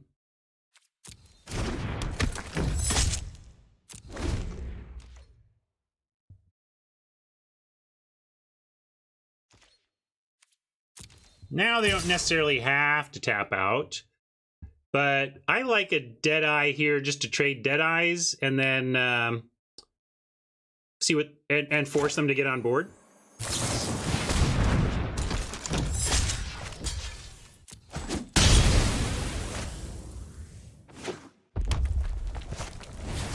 There we go. Now, it could be Heartless again. I mean, I don't know what to do, though.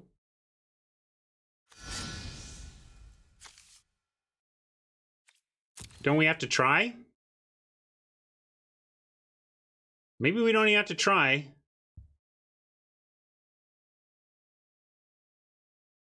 But it sure feels like it could be Heartless, especially since they know what we're up to. Yeah, let's see. Maybe there's no pauses.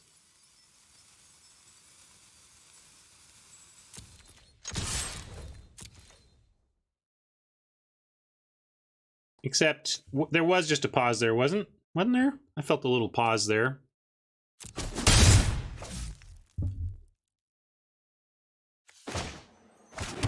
I'm going to be patient. I think they know what we have, and we saw the Heartless act, and I really don't want to play into a blowout again. There we go. Now I'm going to let this land. We'll ditch the forest.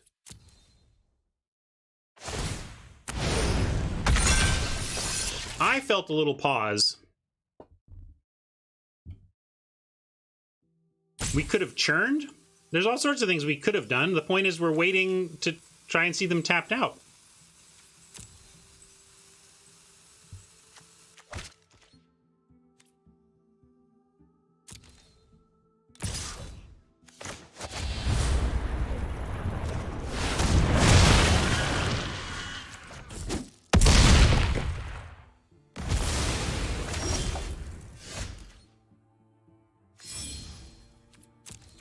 This might have even been better.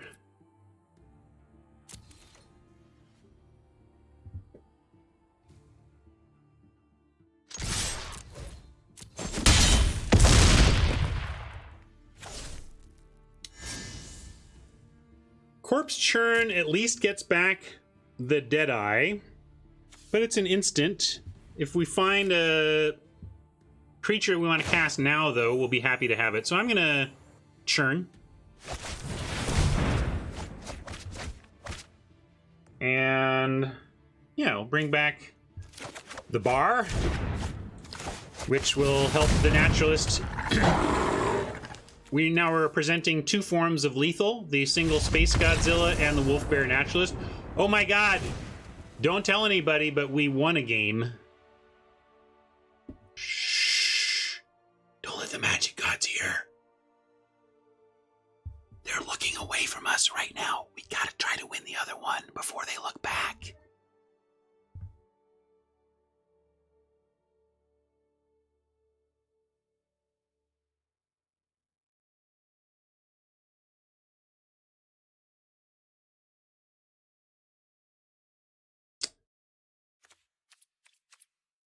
Let's see.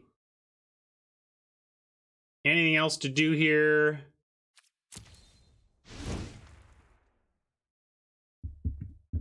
I think I liked our extra corpse churn. I'm not seeing anything else to add. Maybe a mammoth.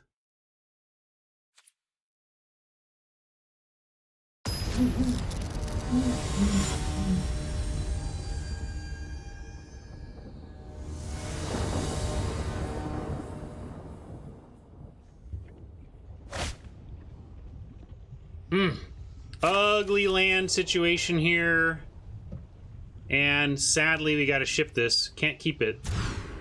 Land situation too ugly. We're going to keep this, though, and hope to find green. And ditch the mole. Gonna keep naturalist because it helps accelerate out to a hard cast mythic if we want it.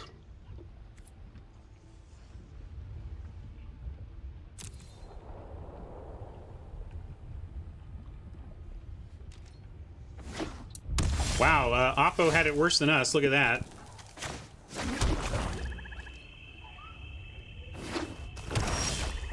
And we got lucky, found our forest, so we get to push forward.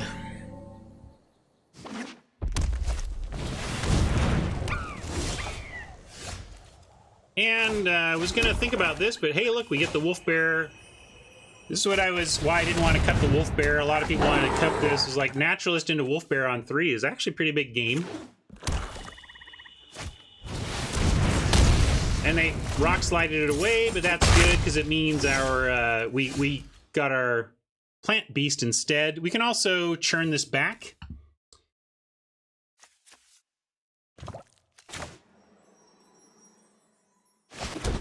I like a hard cast here.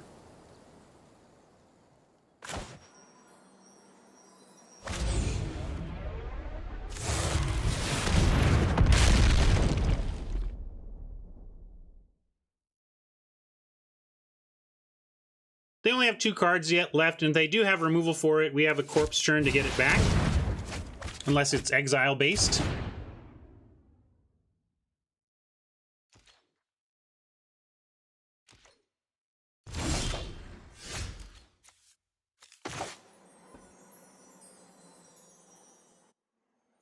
Yeah, we're playing out our lands, right? And this already has Death Touch. No, I think we have. We also have the 4/6 sacrifice.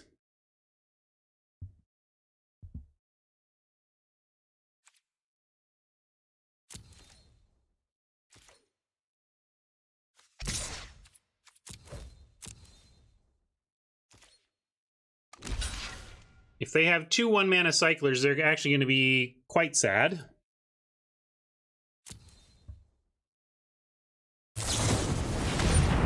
Ah, or that. Still going to be quite sad, because it's not going to do enough.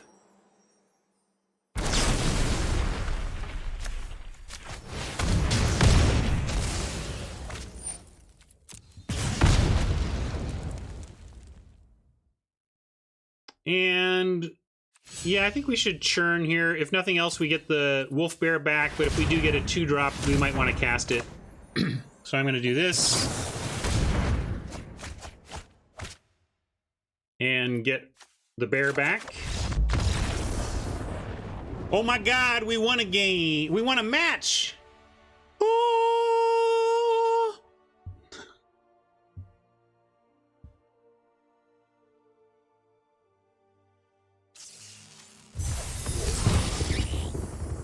Right on, Smock. Thanks for the good sportsmanship.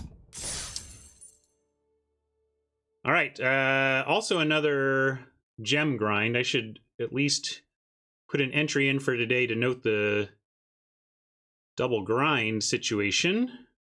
We got 60 on the grind today.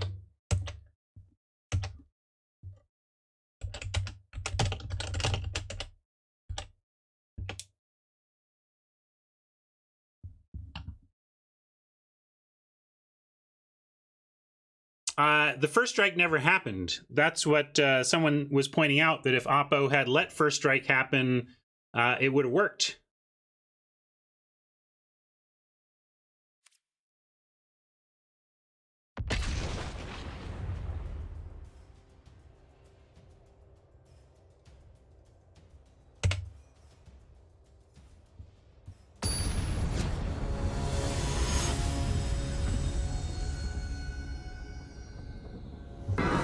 Everyone, chill. Any thoughts on the very light game music running in the background? All right, we're up against a Zerda. Wow. Not often you see Zerda companioned.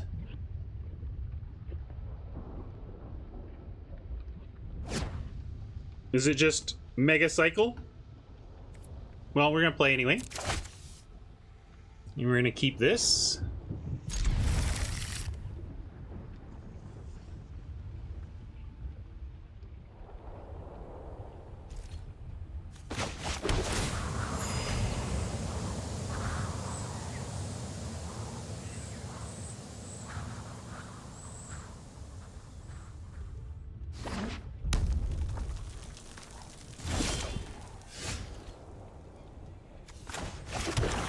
Naturally.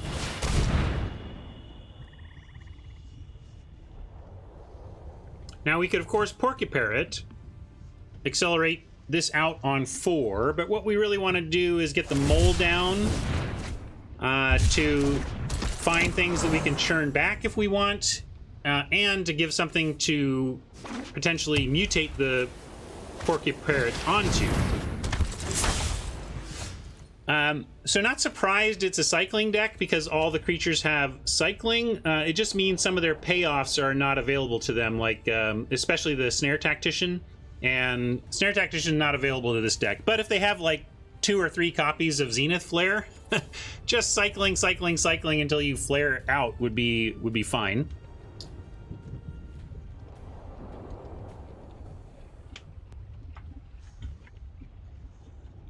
Yeah, 5/4 enchantment is another payoff. The Rescuer is a payoff. So there's still enough payoffs to make it work. It's just you don't see this often. Now, anyway, back to this situation. We can Corpse Churn and play a Naturalist. But I think hard casting the Mole and seeing where it goes from here is appropriate.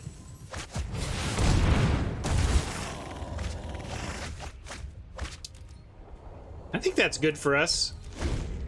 Certainly glad we didn't Corpse Churn into triple land. But we kind of have the mana we need, so... Yeah, you want Thunder? You got the Thunder.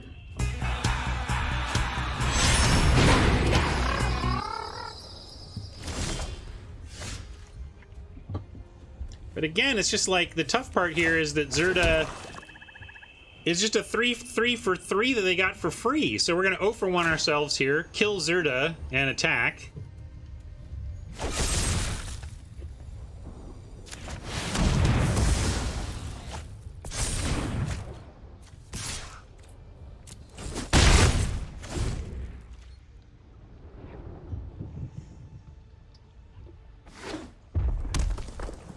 Yeah, we can put the Menace on the Naturalist, but I do like putting these abilities on the biggest thing I can, on stuff that matters, like Naturalist.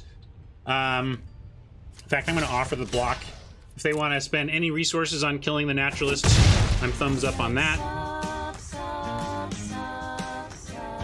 Thank you, Spartan Commander.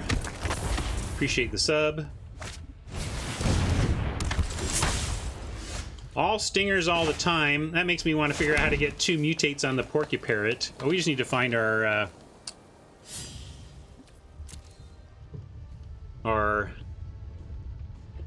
harder our creatures, though.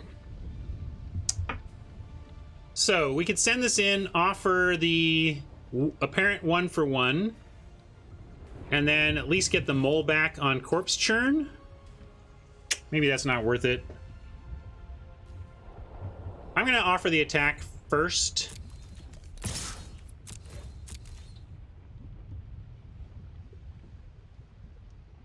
Yeah, I didn't think they'd block. And now we could just Porcupare it as a 3/4. 3/4 is pretty good on this board.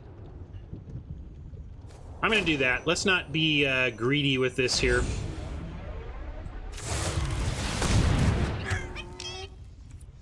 Yeah, we can just dump hand.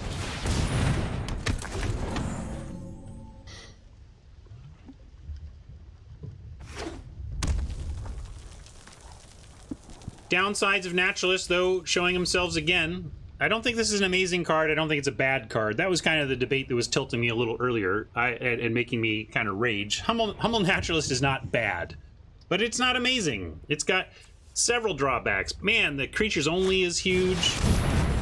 But this is it is correct in this deck. Can't cast Back for More right now.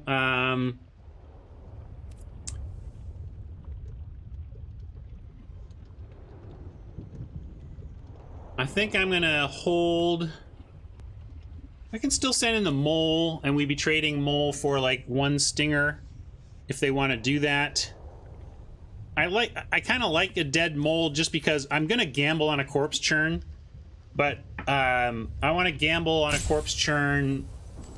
Like, if we send in the Mole, we have this fallback plan of at least we get the Mole, and with Back for More, recasting the Mole as a fallback plan on Corpse Churn would not suck. So yeah, they're taking the trade now. I also don't mind getting one of these Stingers off the board. I mean, all of their cycle is deal 3 and draw a card. That's really good, so we want to get that off the board anyway. And now we have a Corpse Churn that if it swings and misses, we can get the Mole. Or if it gets a big thing, we leave it there so that we can Back for More of the big thing and we take the Mole anyway.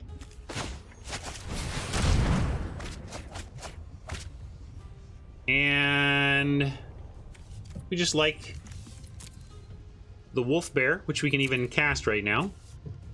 Deadeye produces some issues, but Wolf Bear produces 8 power of attacking. Let's do that.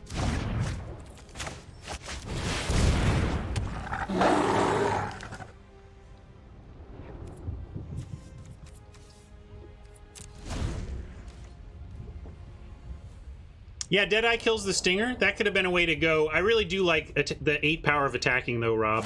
But that's not a bad idea at all. Just getting rid of that. Getting rid of another Stinger.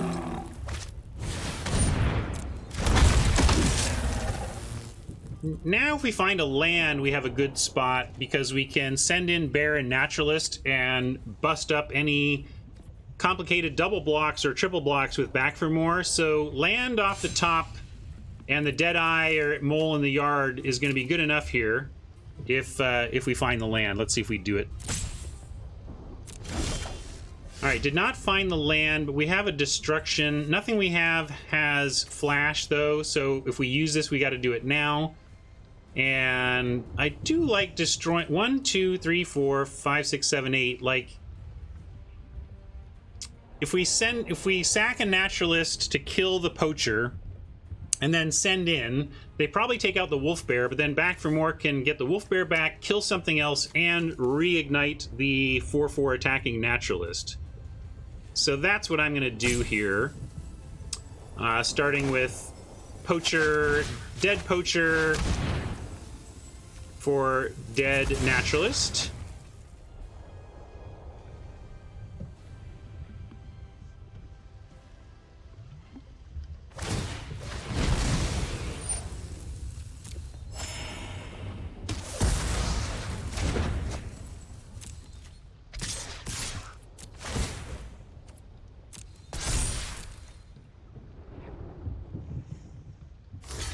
How you doing, Nantuko? Welcome. Single blocking with a Stinger? I don't believe it. What are you doing, Oppo? There we go. Double blocking. Also, still kind of surprised. We'll take out those Stingers. That's cool.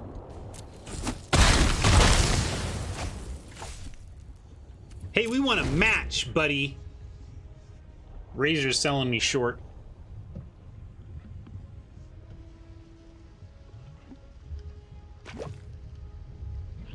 Two games we had to win to pick up that match. 2.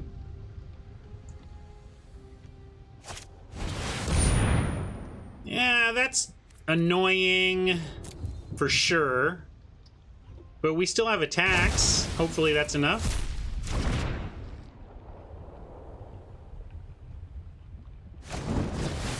Or not. Now we're back in the doldrums again.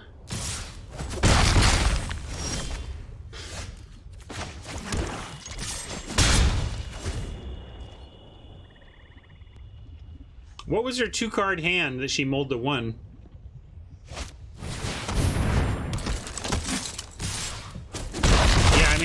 to see the 2s and 3s with that choice. Dead weight.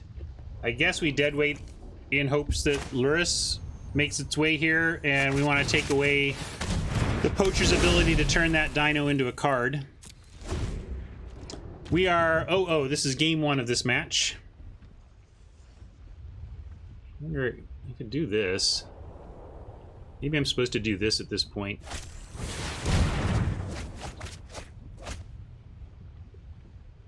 Is this crazy?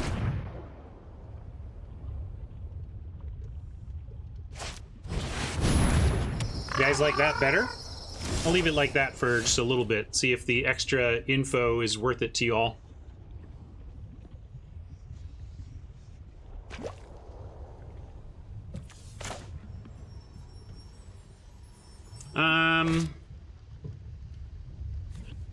Actually going to cast Fertilid. Oh no, wait, we can do it either. No, wait, let's see. 1, 2, 3, 4, 5, 6, 7. Yeah, I want to cast Fertilid off of Naturalist, and then we can double activate Fertilid.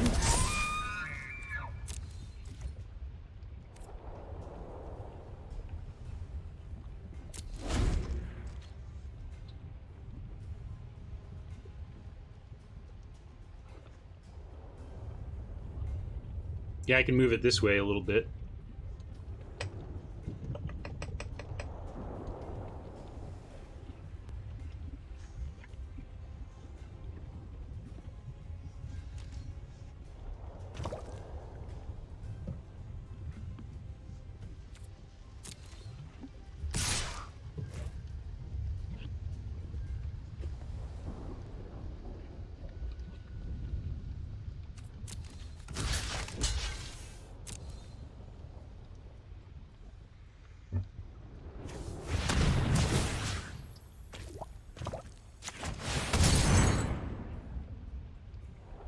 Well, there's one vote for no. Nantuko doesn't like it.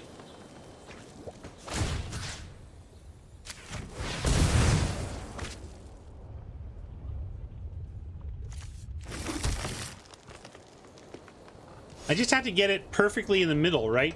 Nantuko, and then you'll be fine with it?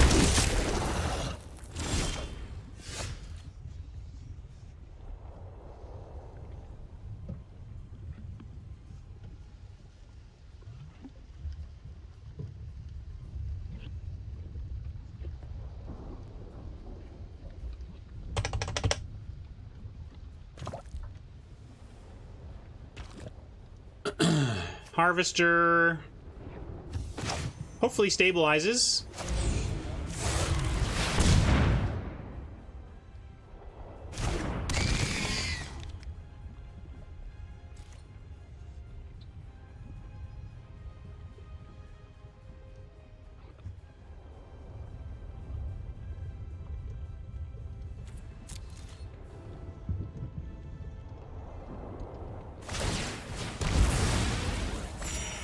And here, see, chat's up a little high. Let me give a little more info on what Oppo's up to. There we go.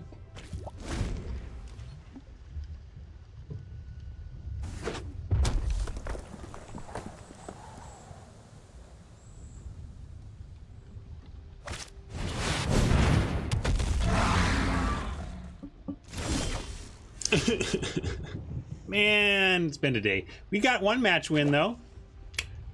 And we're still in this one. We just have to come back and win 2 after we lose this to the Smasher.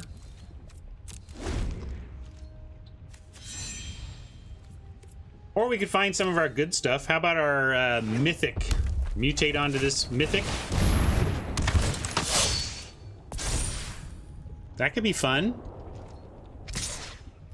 You know, good cards and stuff.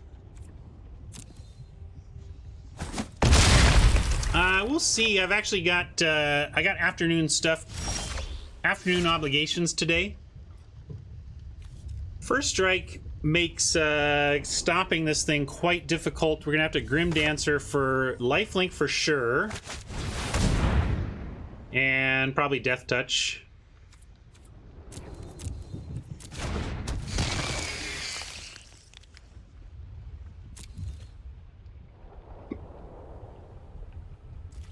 Come on, deck. Make this exciting. Give us a nice solution off the top. It's my time to shine.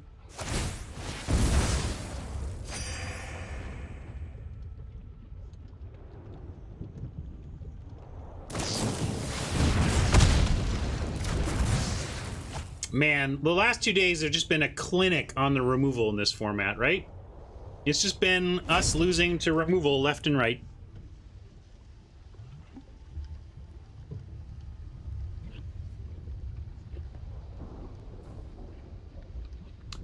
I agree with you, Hat. I was like, I made it to the Morsel deck last night. Hat's talking about Monster Train, which we played a little bit on Monday or Tuesday. Are we just dead now? Probably just dead. But the floor, you're right. There are some decks and spots where you want the other stuff instead of the extra mana. I'm assuming we're dead. 6, 7, 8, 9, 10, 11, 12, 13, 14, 15. We cannot block the 6. We have to block a 3 and hope it's enough, but it's probably not.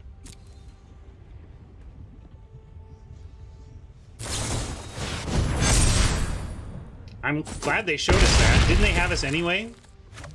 Love it when Oppos give free info. Luca there, kind of rubbing my face in it a little bit, but really just giving me info, so thanks, Oppo.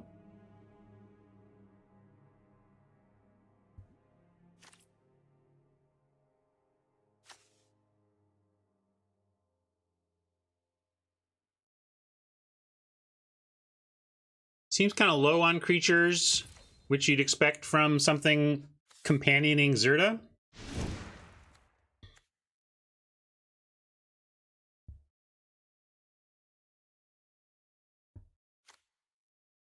Haven't seen anything for like the plummet or the aura, the artifact or the enchantment hate. So no wilt, no plummet, no breach. Oh, we don't have a wilt anyway. We could bring in a mammoth here just to try and keep on the big side of things and cut maybe the poacher on our own here is not great. But they have so much removal, maybe the poacher is fine. Maybe cut that easy prey, except easy prey has good targets. We're not going to cut easy prey. They have stingers we want to hit. I don't know if this is dark bargain. It feels a little. They feel too aggressive. True. I'm a little worried about trying to bargain.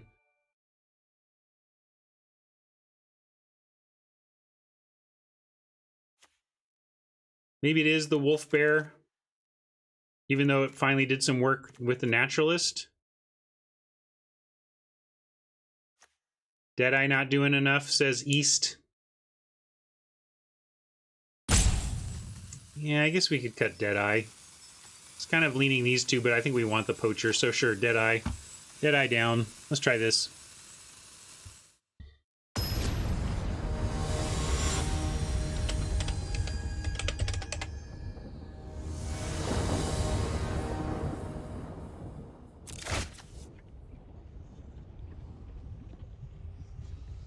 Ugh, naturalist in a forest. And an Umori? Gotta ask you, chat, do you feel lucky? Trouble is, even if we find a land for the naturalist, we still need another land to actually do the Umori thing, so sad mole. Better. And we're gonna keep... Obviously keeping back for more Space Godzilla and Naturalist, so maybe that means we send back the prey to ensure we do our thing as fast as possible. We could also cut a forest and hope we get there on lands in a turn or two. I think just sending back easy prey and working this synergy. Yeah, we can cycle prey if we don't find the land, but we are spending... I guess that's our turn 3 in that spot. Alright, we'll be a little greedy. It was close. But specifically, we can cycle on turn 3 after the naturalist play if we find no other land, so that's okay.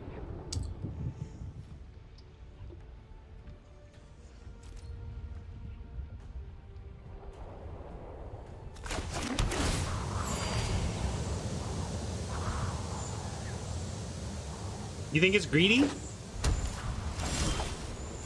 don't know if it's greedy. Now I want that land on the... we sure want to land now, huh? One time, dealer, unpunish me for the land pitch. Give us a forest anyway. Come on, come on.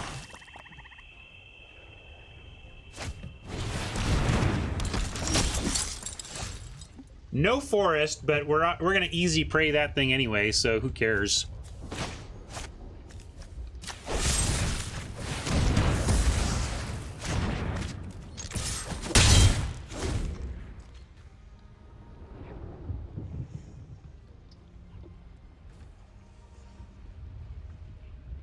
Our hand survives a leak pretty well, even.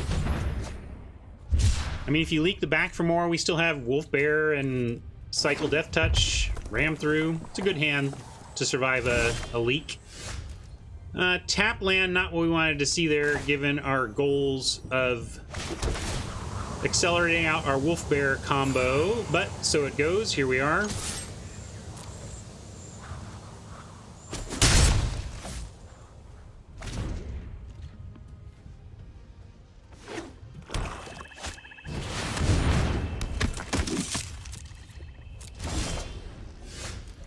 Probably going Poacher into like the best friends card. You know what I mean? We're just gonna Wolf Bear though. Make 2 tokens and start sacking them to the Poacher. It's pretty strong. Swing and hope they block. Yeah. Then it would have taken us off the Wolf Bear. Hey, look, it's the thing I thought would happen. We don't have our combo with Luris yet. They're gonna block and chump. We will ram through. They're gonna get their 1 piece of value, but then we'll ram through the Poacher.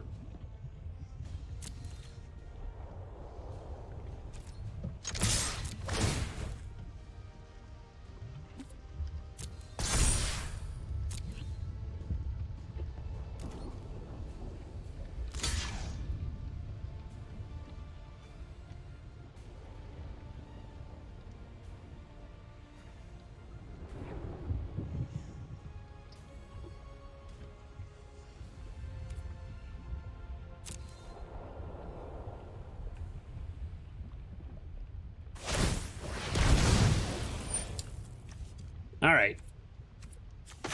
And kill that thing. They're only gonna hit that 1 card.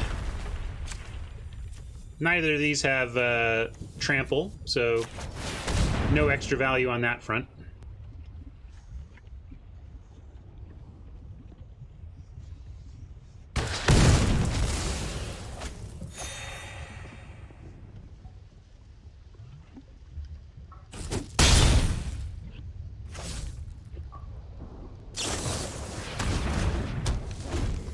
Trap can do 3.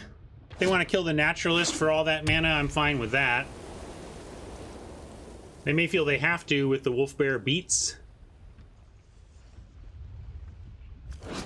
Basically uses up their whole turn if they want to. Now trap, if I had found one at the right point in time for the Luris, we might play a random trap.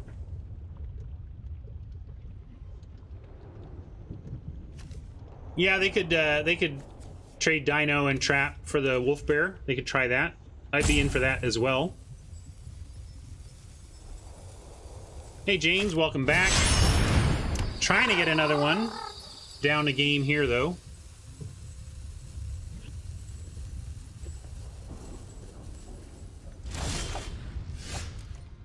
Turtle, you say?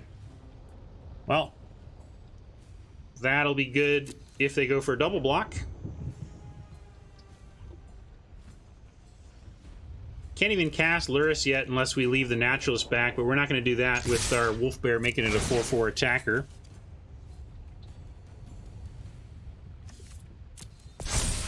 Yeah, that's what we were saying, James. Very unusual to companion Zerda, but they've got heavy cycling and none of the non-cycling payoffs.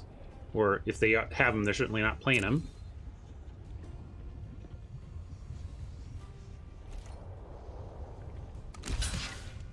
All right, they're just chumping. And we're down with that. Turtle at the ready, but we will, maybe I'm supposed to cycle the Space Godzilla now, so that if we have land, we are at least set up for the possible back for more next turn. Leaves us without Curdle ready, but that's okay. I think I'm going to do this, because I want to play land if we have land on top. And I'm going to put the Death Touch counter on the Wolf Bear, since the Spring Draw Trap does threaten to just eat, take out a Naturalist if we put it there. Exactly why I'm trying to find land, you see? Oh, I misread Zerda. My bad.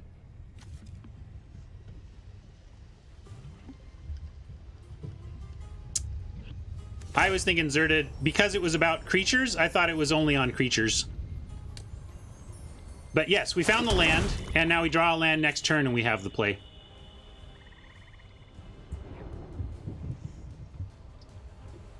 I think they would have put it... Yeah, we should have put it on the Naturalist, because they were going to take out Wolf Bear no matter what.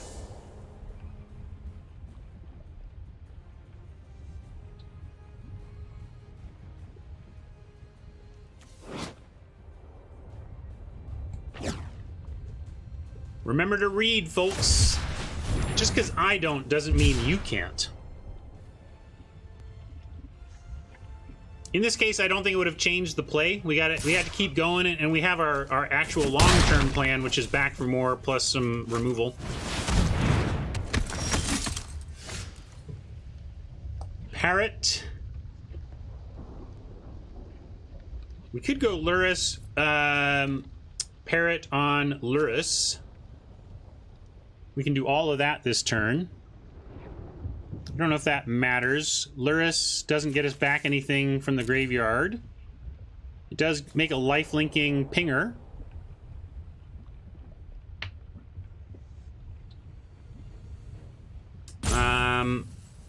We could just Curdle now, but I think I'll go for that. Let's Luris and Porky Parrot it.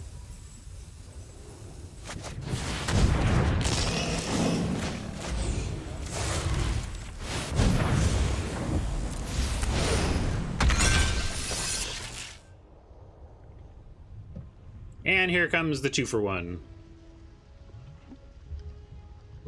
But we are we're presenting a really juicy must-kill thing, hoping that another must-kill thing on the wings gets them if they get this one.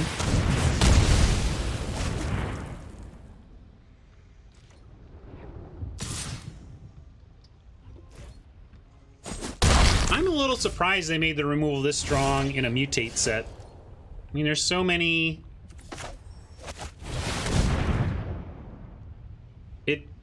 They made such powerful removal in a set where it punishes their main mechanic.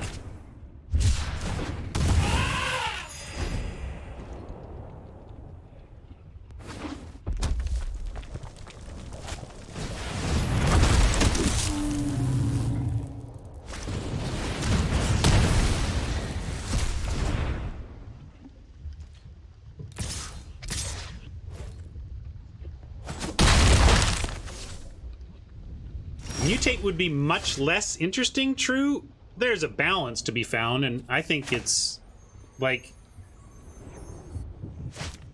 Man, true, you have top pros writing articles about how your main load-bearing mechanic for the set is bad because the removal is so good. Like, I get that you need to put in controls, but it feels like maybe they took it too far.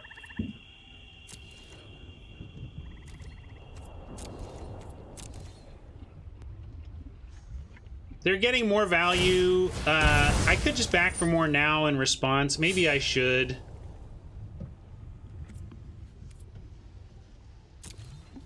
I guess I don't want them to draw any more removal. I got to do this while we can. The thing is, now we just set it up for they can sorcery speed remove it on their turn, but I don't want them to use that that pusher anymore.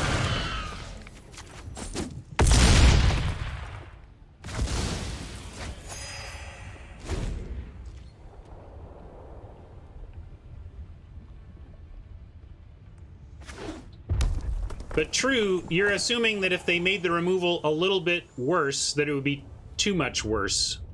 I'm saying it's not balanced correctly. You're suggesting that to rebalance it correctly is just guaranteed to make it worse because they're going to fail in the other direction. And I say, no. How about they actually balance it correctly?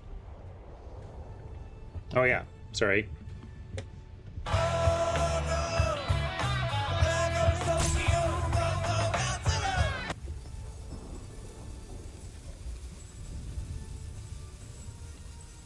I like how...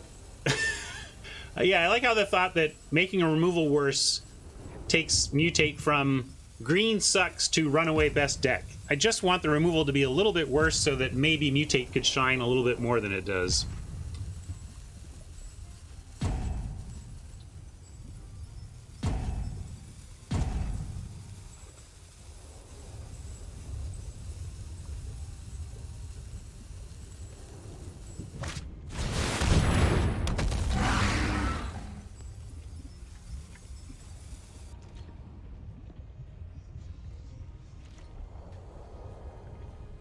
I mean, why not everything, Nan, right? Why not everything? Fix it all. We're just gonna curdle the Smasher, although we could make him double block first.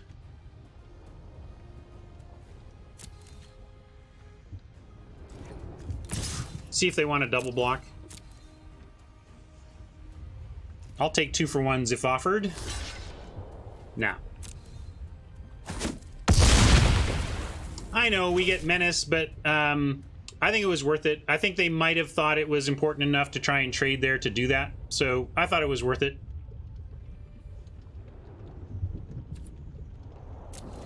We'll still get the Menace just a turn later.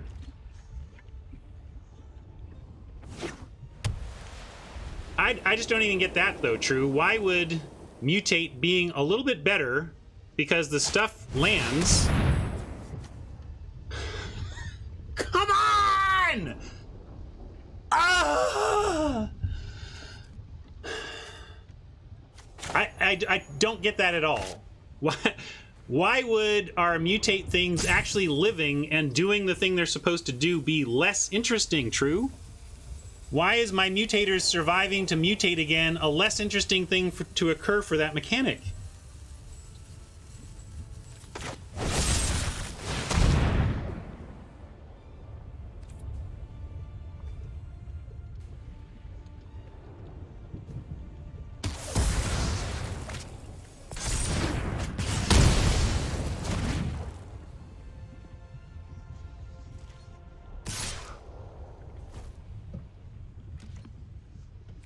Again, though,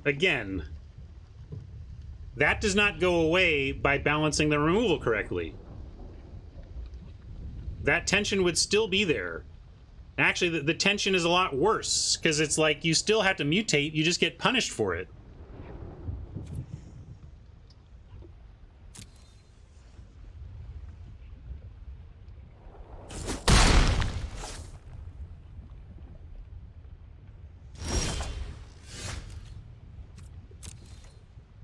All right, we're racing against one creature. Do we even want Death Touch? We could go Menace Lifelink.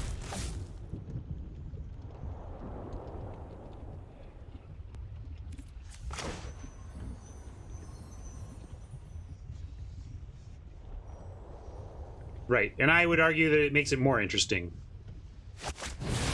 It makes it more interesting because your mutates are actually likely to live and do their thing.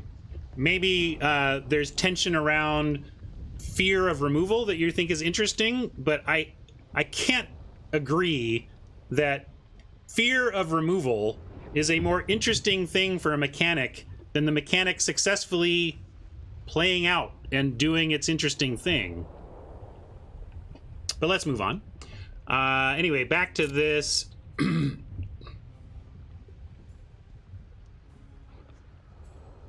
Yeah, I mean, you say interesting, I hear fun.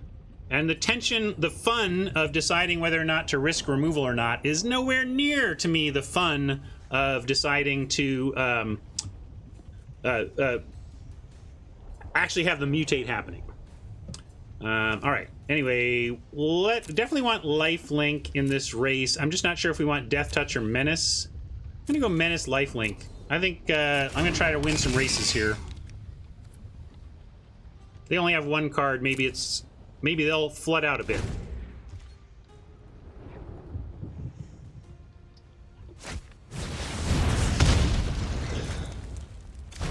That sure is interesting.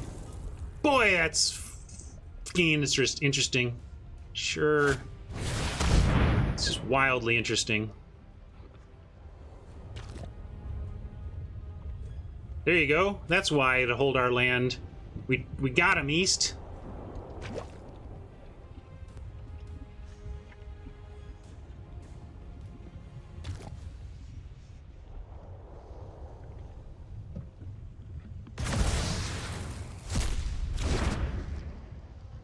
Maybe the magic gods are trying to drain my account of gems so that I have to start playing as though gems matter again.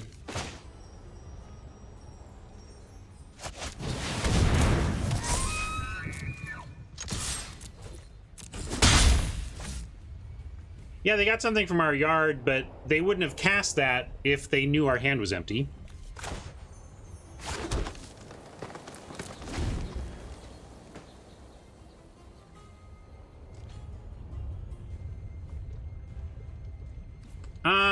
I'm racing.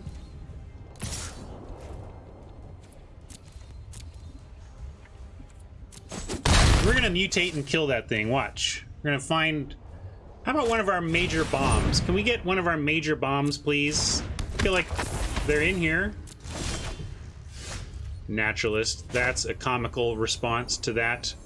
Now I'm not racing, though. Now we'll stay back.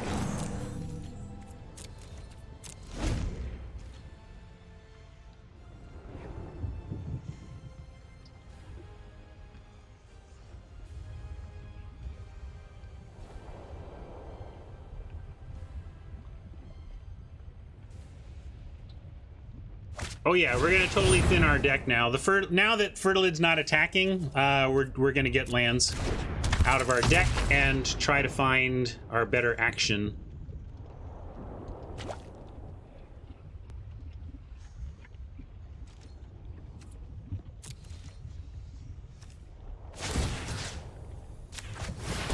Also, if we find an 8-drop, we can cast it. Although with the naturalists, we were already on that path.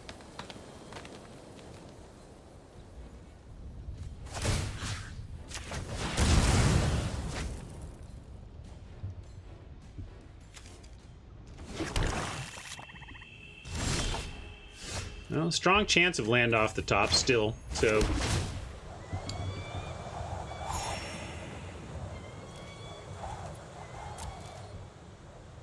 Can't catch a break these days, chat. I like this deck. It does interesting, fun things.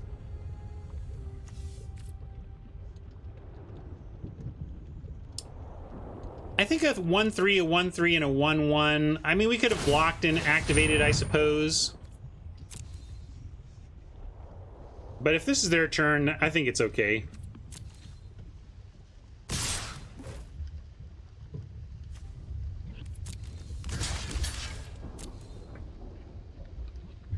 I would love to play one more game here. Come on, deck, help us out. Help us out.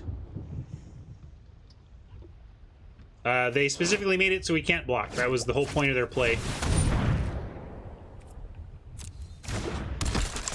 This looks awful for us. Now we're 2 cycles away from being stone dead.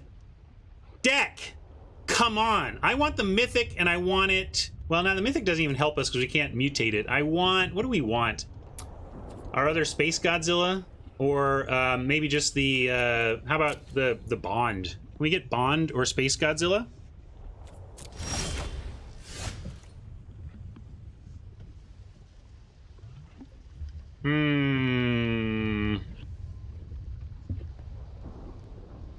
Yeah, mutate onto the Fertilid would be a reasonable reason to keep it there.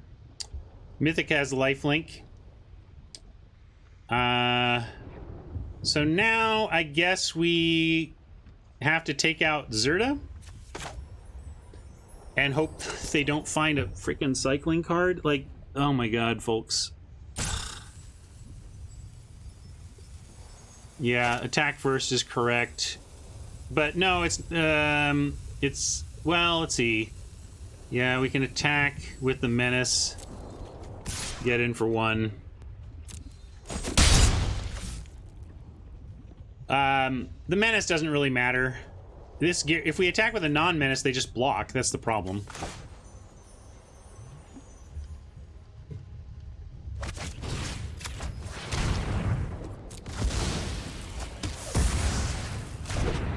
Yes, they do attack all, and hopefully they don't have cycling, and hopefully we don't die.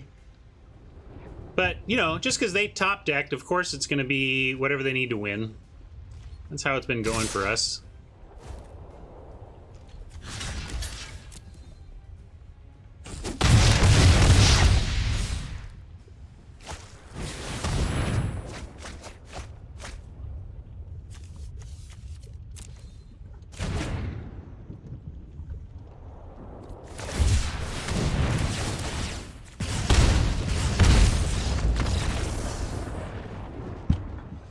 It's been a frustrating couple days of Magic, I gotta say.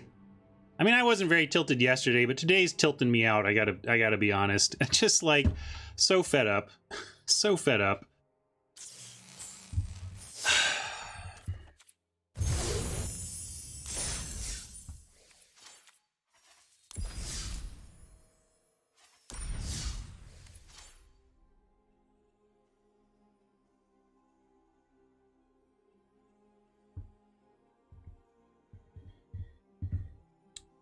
Brazil Bear, were you my opponent, or are you just thanking me as a streamer? Either way, you're welcome. But if you were my opponent, also go to hell. I kid. I'm just tilted.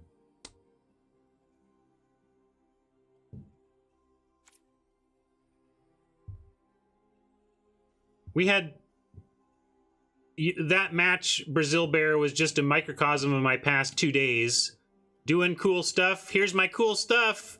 And then having it killed, or just like not drawing any of my action. I've never seen Zerta Companion, so that was neat.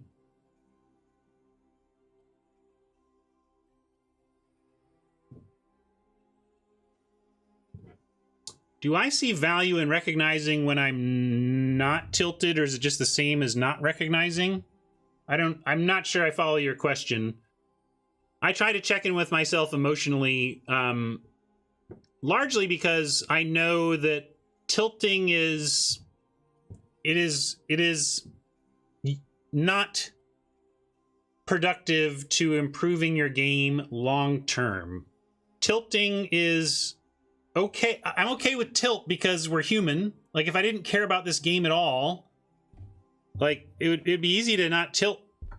If I didn't care about Magic, if I didn't care about the games, but then I wouldn't be playing, right? So to be playing at all means I care enough that when things don't go my way, it's going to start getting to me. But I also check in with my tilt because I know that even though it's okay to feel emotional about a game and have those emotions, that it doesn't help me actually get better or anything. So that I need to process quickly and move forward and find exactly, as Rula said, is there anything to learn here? There's not a lot to learn from tilt.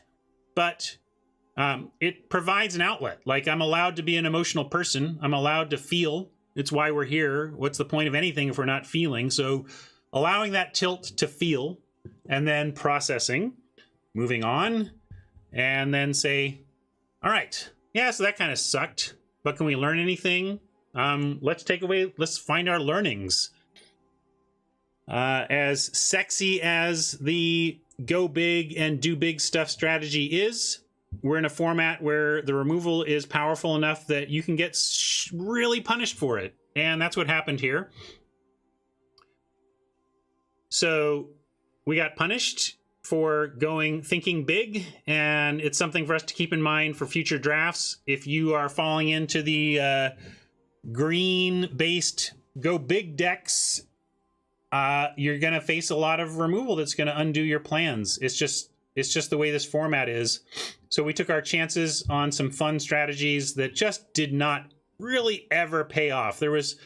We never mutated our mythic to bring back our graveyard. We never really, I mean, it just worked like once or twice. So it's kind of frustrating. But yeah, we had an 8/8 and a 4-mana red removal spell was like, see ya. Lesai, that's the big takeaway. Yes, Sam Black has a point. The removal in this format somewhat defines it more than anything else about it this side of cycling. So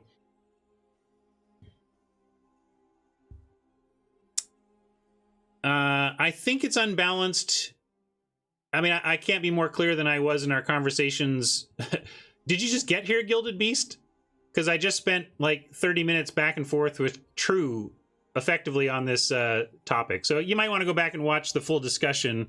But my main takeaway, my supposition is that mutate and green, which people acknowledge is the worst color, would both be a little bit better if the removal were a little bit worse.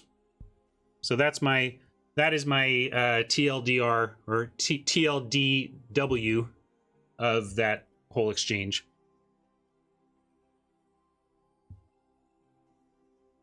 So we're going to say goodbye to our YouTube friends. Another rough day for me. Hopefully we're getting it all out of the way ahead of the chat gauntlet tomorrow, but we'll see. I still had a great time. My community's awesome. I love chatting with you all. Thanks for the good conversation, True. And thanks for the good conversation, everybody. Like, you all make this work. And certainly I would rather lose online with you all and you can help me with my tilt rather than losing offline when I scare the crap out of my dog. So thank you for keeping me in check, and goodbye to YouTube. Thanks for hanging out with us.